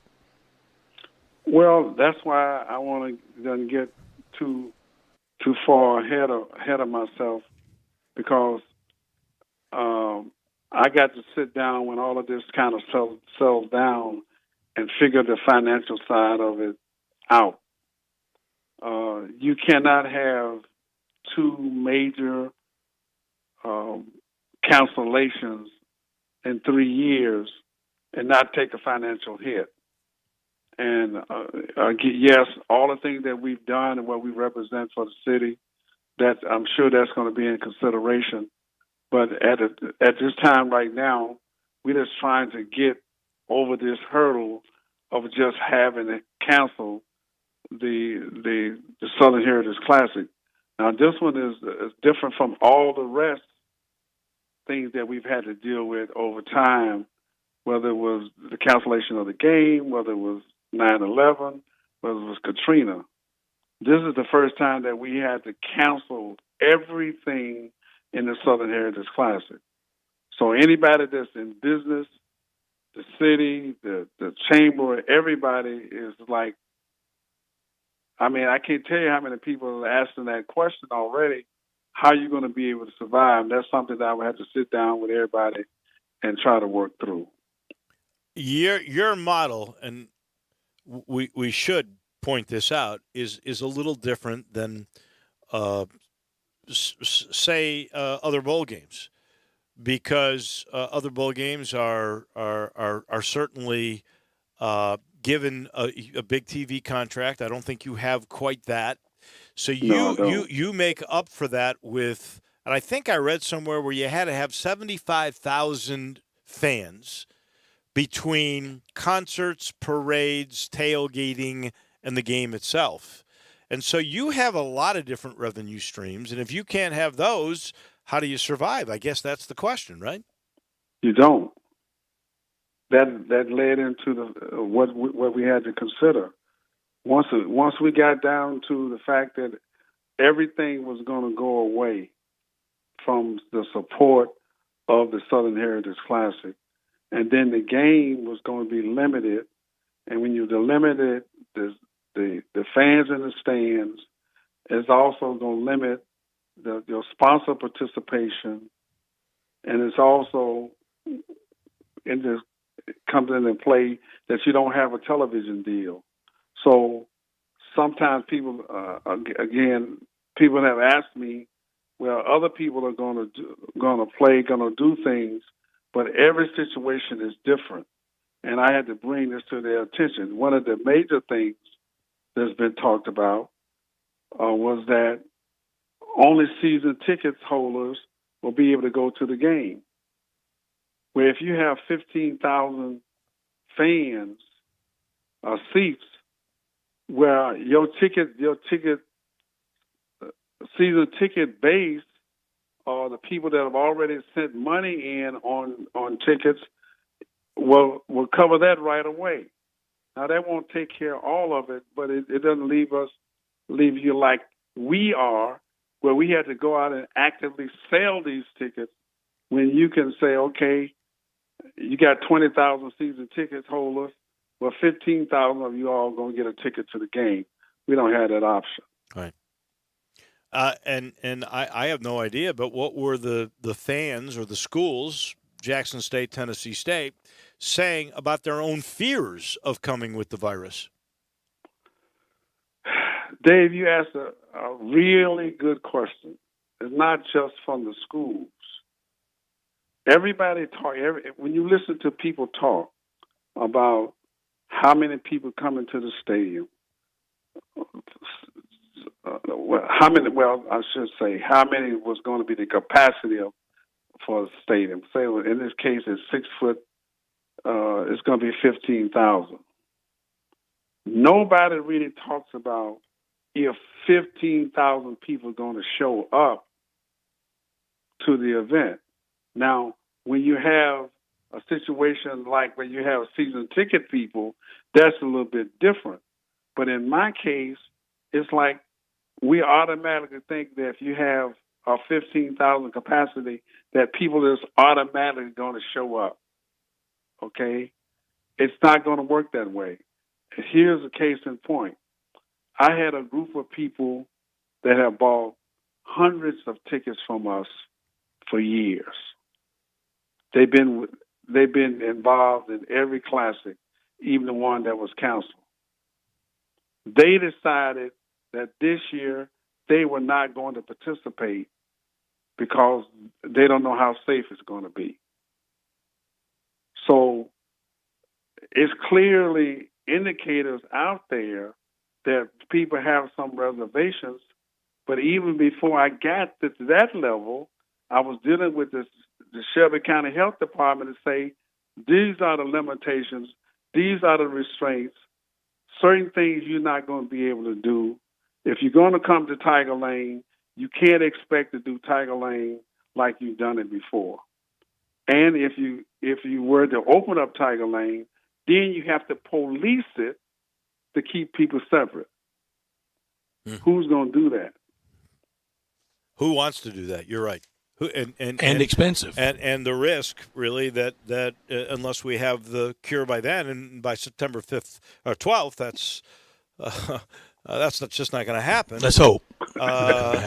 Yeah, your point about the season tickets is a good one, Fred, and I'm going to bring it around this way.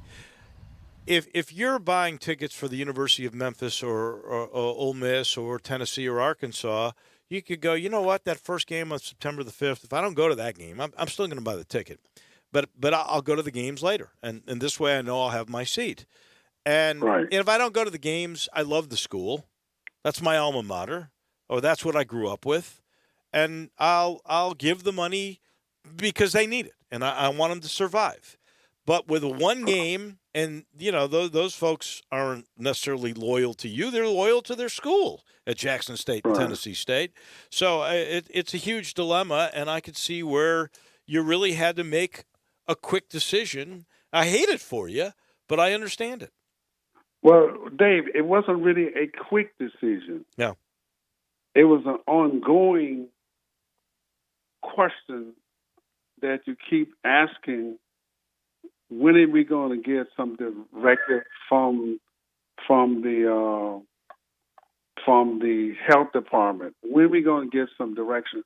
And I didn't get that letter or that notification until they made the decision that they weren't going to phase 3, and that was June 15th.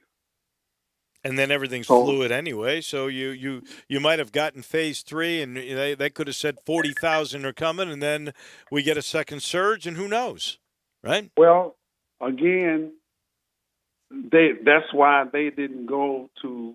If you listen to them, that's why they didn't go to phase 3, because they weren't very comfortable with what was going on. So you could go again. You could get to mid-July. At the end of July, and still not have an answer about what you can and cannot do. Once they stayed in phase 2, this is what you can do, and this is what you cannot do. And most of the things were, you cannot do this. You cannot have these crowds, these clusters of people. And with the Classic, everything is a big cluster. No doubt. We got thousands of people everywhere, doing everything at every level. Our luncheon is 250 people. That's more than it is in level 2. We have a reception for 45,000 people. We have a concert at the Orpheum that they haven't really decided what they're going to do with the Orpheum. All the Orpheum events going forward all the way into the fall have been either canceled or postponed. So it's a lot of question marks out there. And at some point, somebody would ask me, well, why you make the decision now? Well, they didn't give any indication from the health department that things were going to change dramatically, quickly. So either you make the decision now or the decision be made later.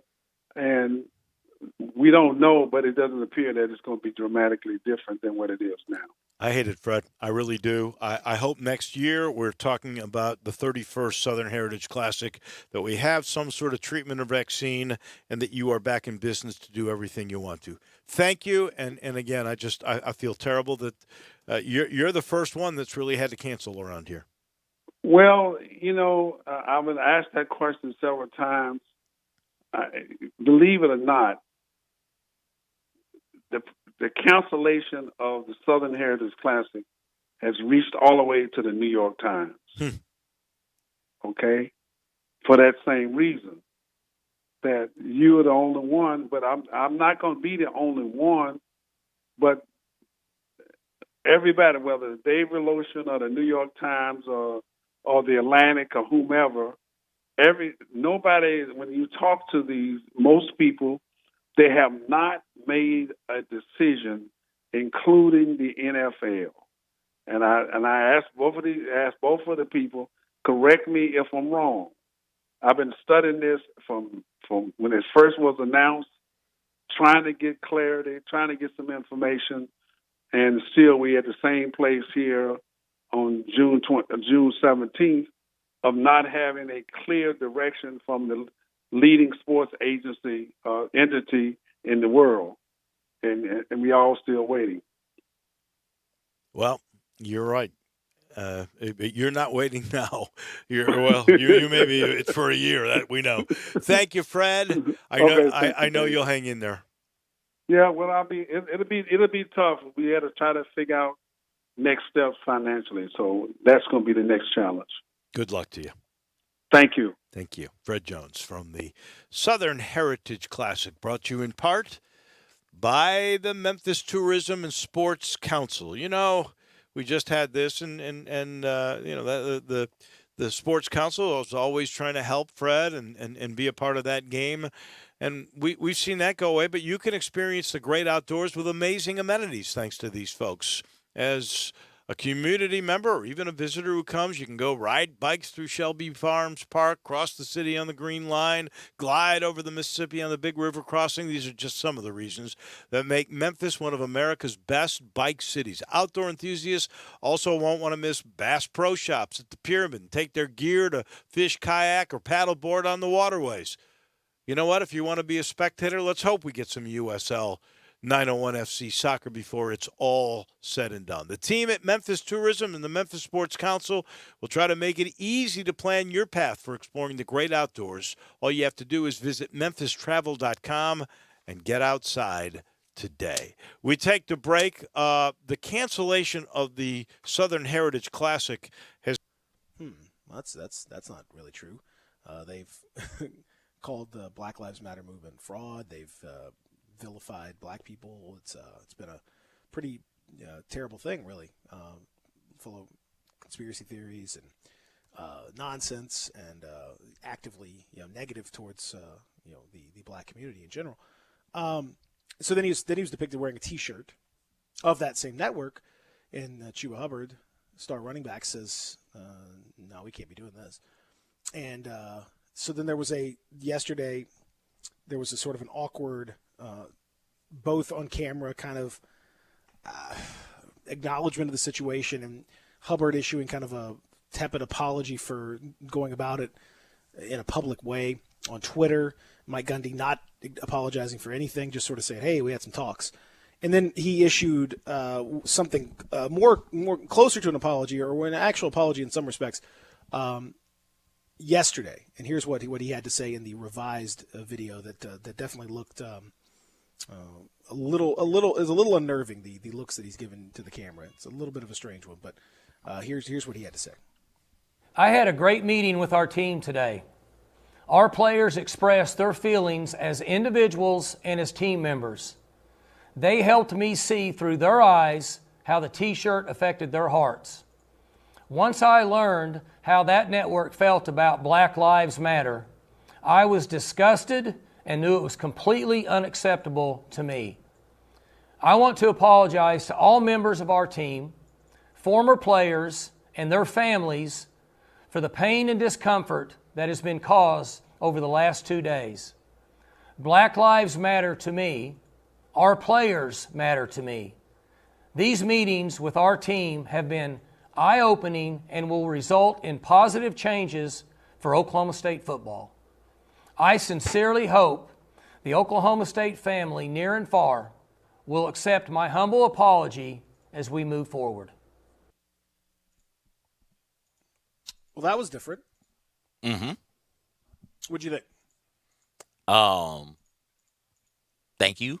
But I'm not a part of the Oklahoma State family, but I think that was a much better apology, a much better acknowledgement of what that network really represented and what's really going on with them. I also think that somebody, not a player, got into Mike Leach and said, hey, sit down. We need to have a very real conversation about this.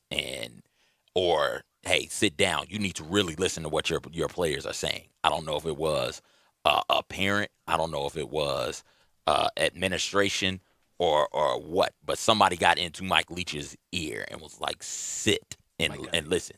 Mike, did I say Leach? Why I keep saying Leach? Because that's another one. Mike Gundy. Got into Mike Gundy pretty good here. It was like, sit down and listen. And it may also be Mike Gundy trying to save face a little bit because he knows if he can't go into that player's house and out-recruit like Kansas State or Texas Tech or somebody like that, he's going to be in serious trouble.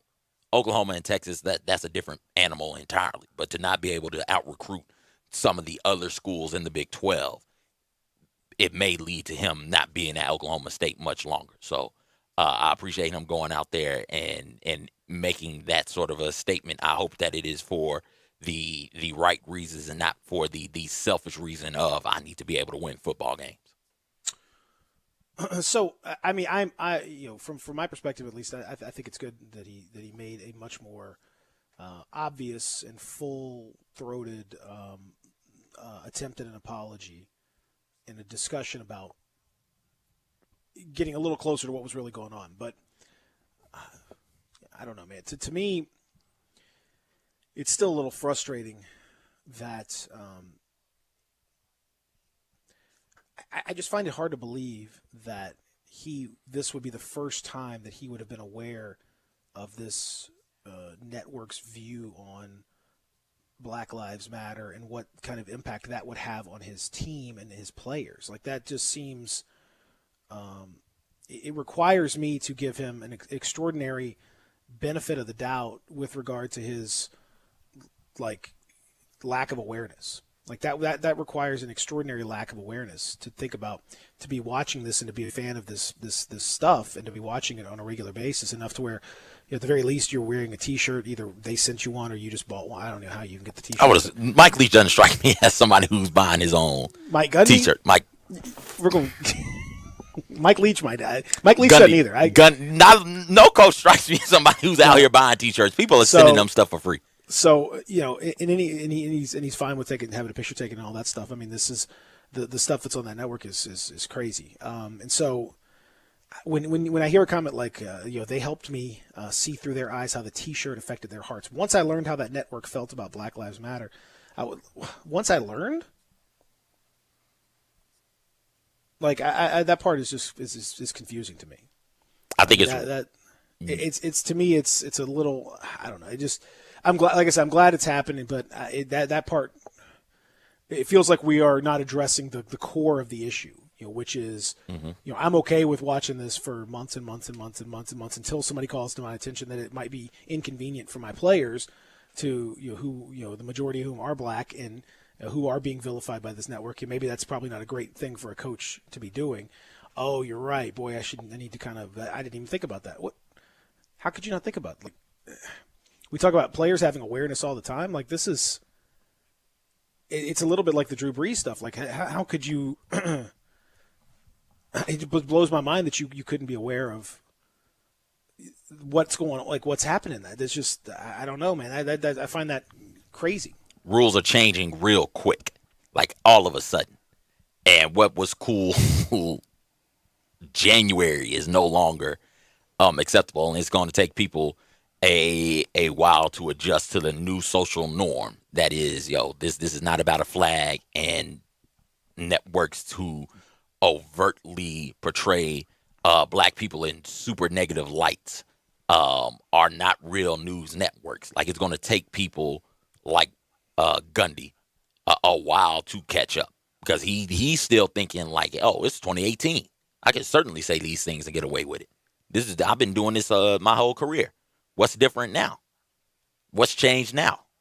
He doesn't understand that there's a movement of empowerment going on in the black community, and things like this aren't going to be tolerated. You see it popping up all over the nation from a college football standpoint. When you think about what's going on in Iowa, what happened right at the start of the pandemic with Mississippi State, what happened down at Florida State with Coach Mike Norvell, and now what's going on at Oklahoma State.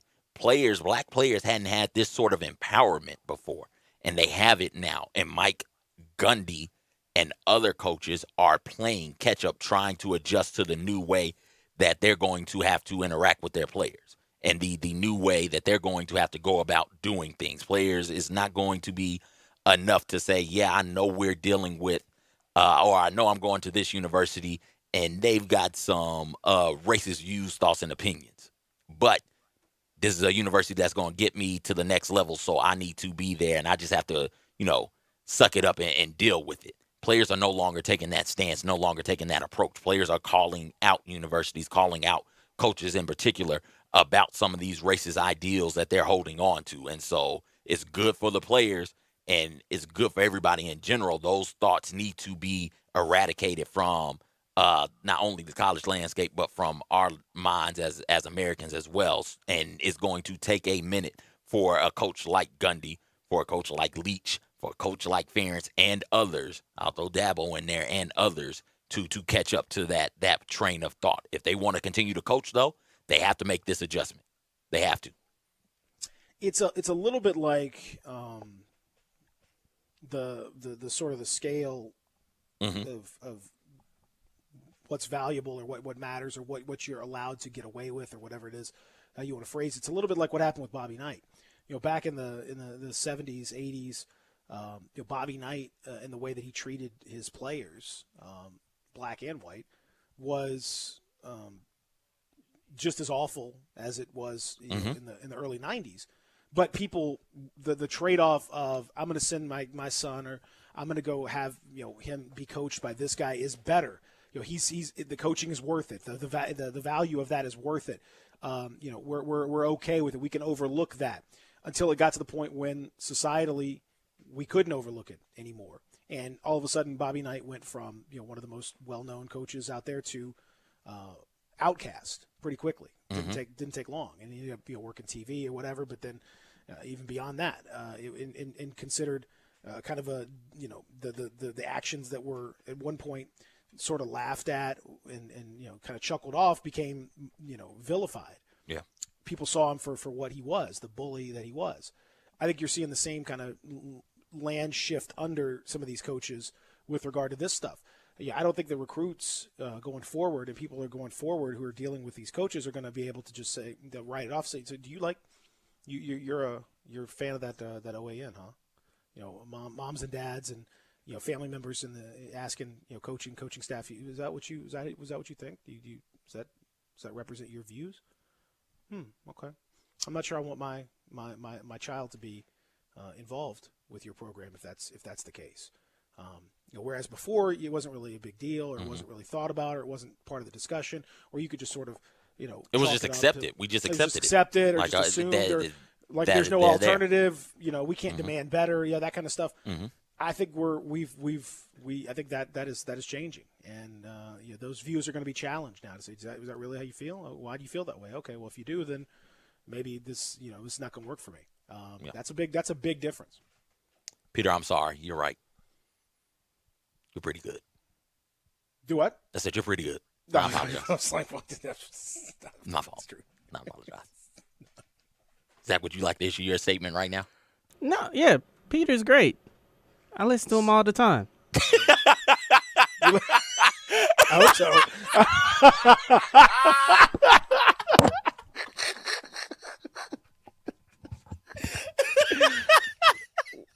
We'll come back. I can't, how can I? You can't beat that. We'll talk. But the details of this plan have emerged. We talked about how the details would be telling with this whole thing. The NBA is still trying to come back. July 30th would be the opening set of games or game, and then they'd go from there, have the 8 seeding games to finish out the regular season, go through the playoffs and all that stuff. So the details of how this thing's going to work, this is pretty incredible. 113-page document was sent to teams' health and safety protocols, it was called. And this is I have to say my first reaction to reading all this stuff, we'll get into some of the details, but the first reaction to me was, this is so incredibly insane to have to go through all this stuff to play the season. It really seems like if we have to do it like this, boy, I don't know. There's so many things that just paint a picture of a weird, like a futuristic tech dystopian future thing. You're in a paradise world in some respects, but you're also in this miserable world. And I don't know, man. We'll talk about it. But to me, my first thought was, really? All this to play basketball? Mm-hmm. Okay. That's been my thoughts since it was announced that they were planning on coming back, because you're going to have to take so many different you're going to have so many different policies and procedures in place to mitigate the chance of spreading the coronavirus. And that's not even to eliminate the risk. That's just to mitigate it. And if you're taking all of these, if you've got all these policies and procedures in place, it's not going to feel the same. It's not going to feel like sports as we know it. Sports as the people out there competing know it. So what is going to be the point? You're going to have all these rules and regulations in place, and you're not even going to stop the spread. You're just hoping not to spread it to everybody. So that's been my thought and my stance on it from jump. And then you get it's 113 pages, and it's just like, my God, you got to do what? And even with that, I still have questions as to how they're going to actually mitigate the risk of spreading it. I still am not sure if this is going to be a good enough plan to bring this particular sport back, giving the risk reward scenario of the coronavirus versus finishing out the NBA season and crowning the champion and getting paid. Like, there's still, even with 113 pages, there's still questions and things left unanswered.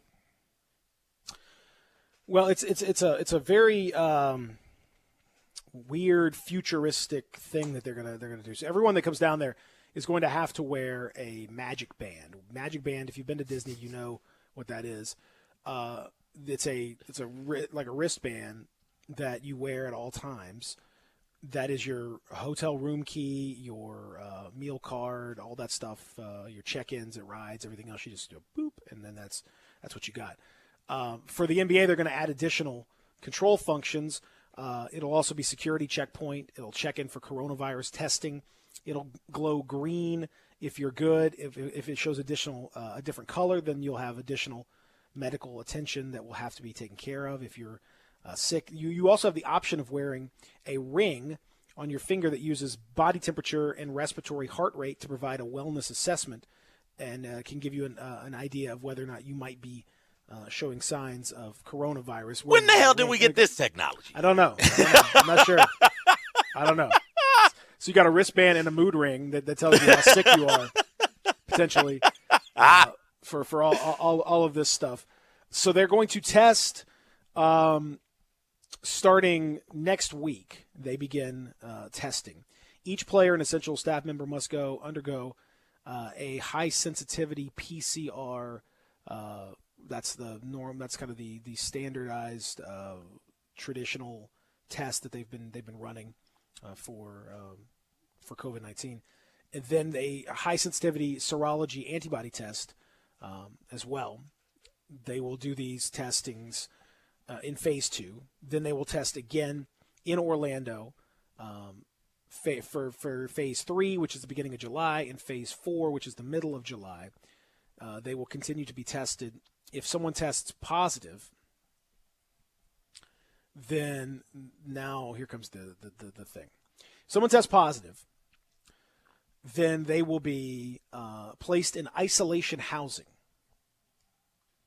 So they will be quarantined on the site in a hotel room or house or some other facility that's away from their current location. They will have their first test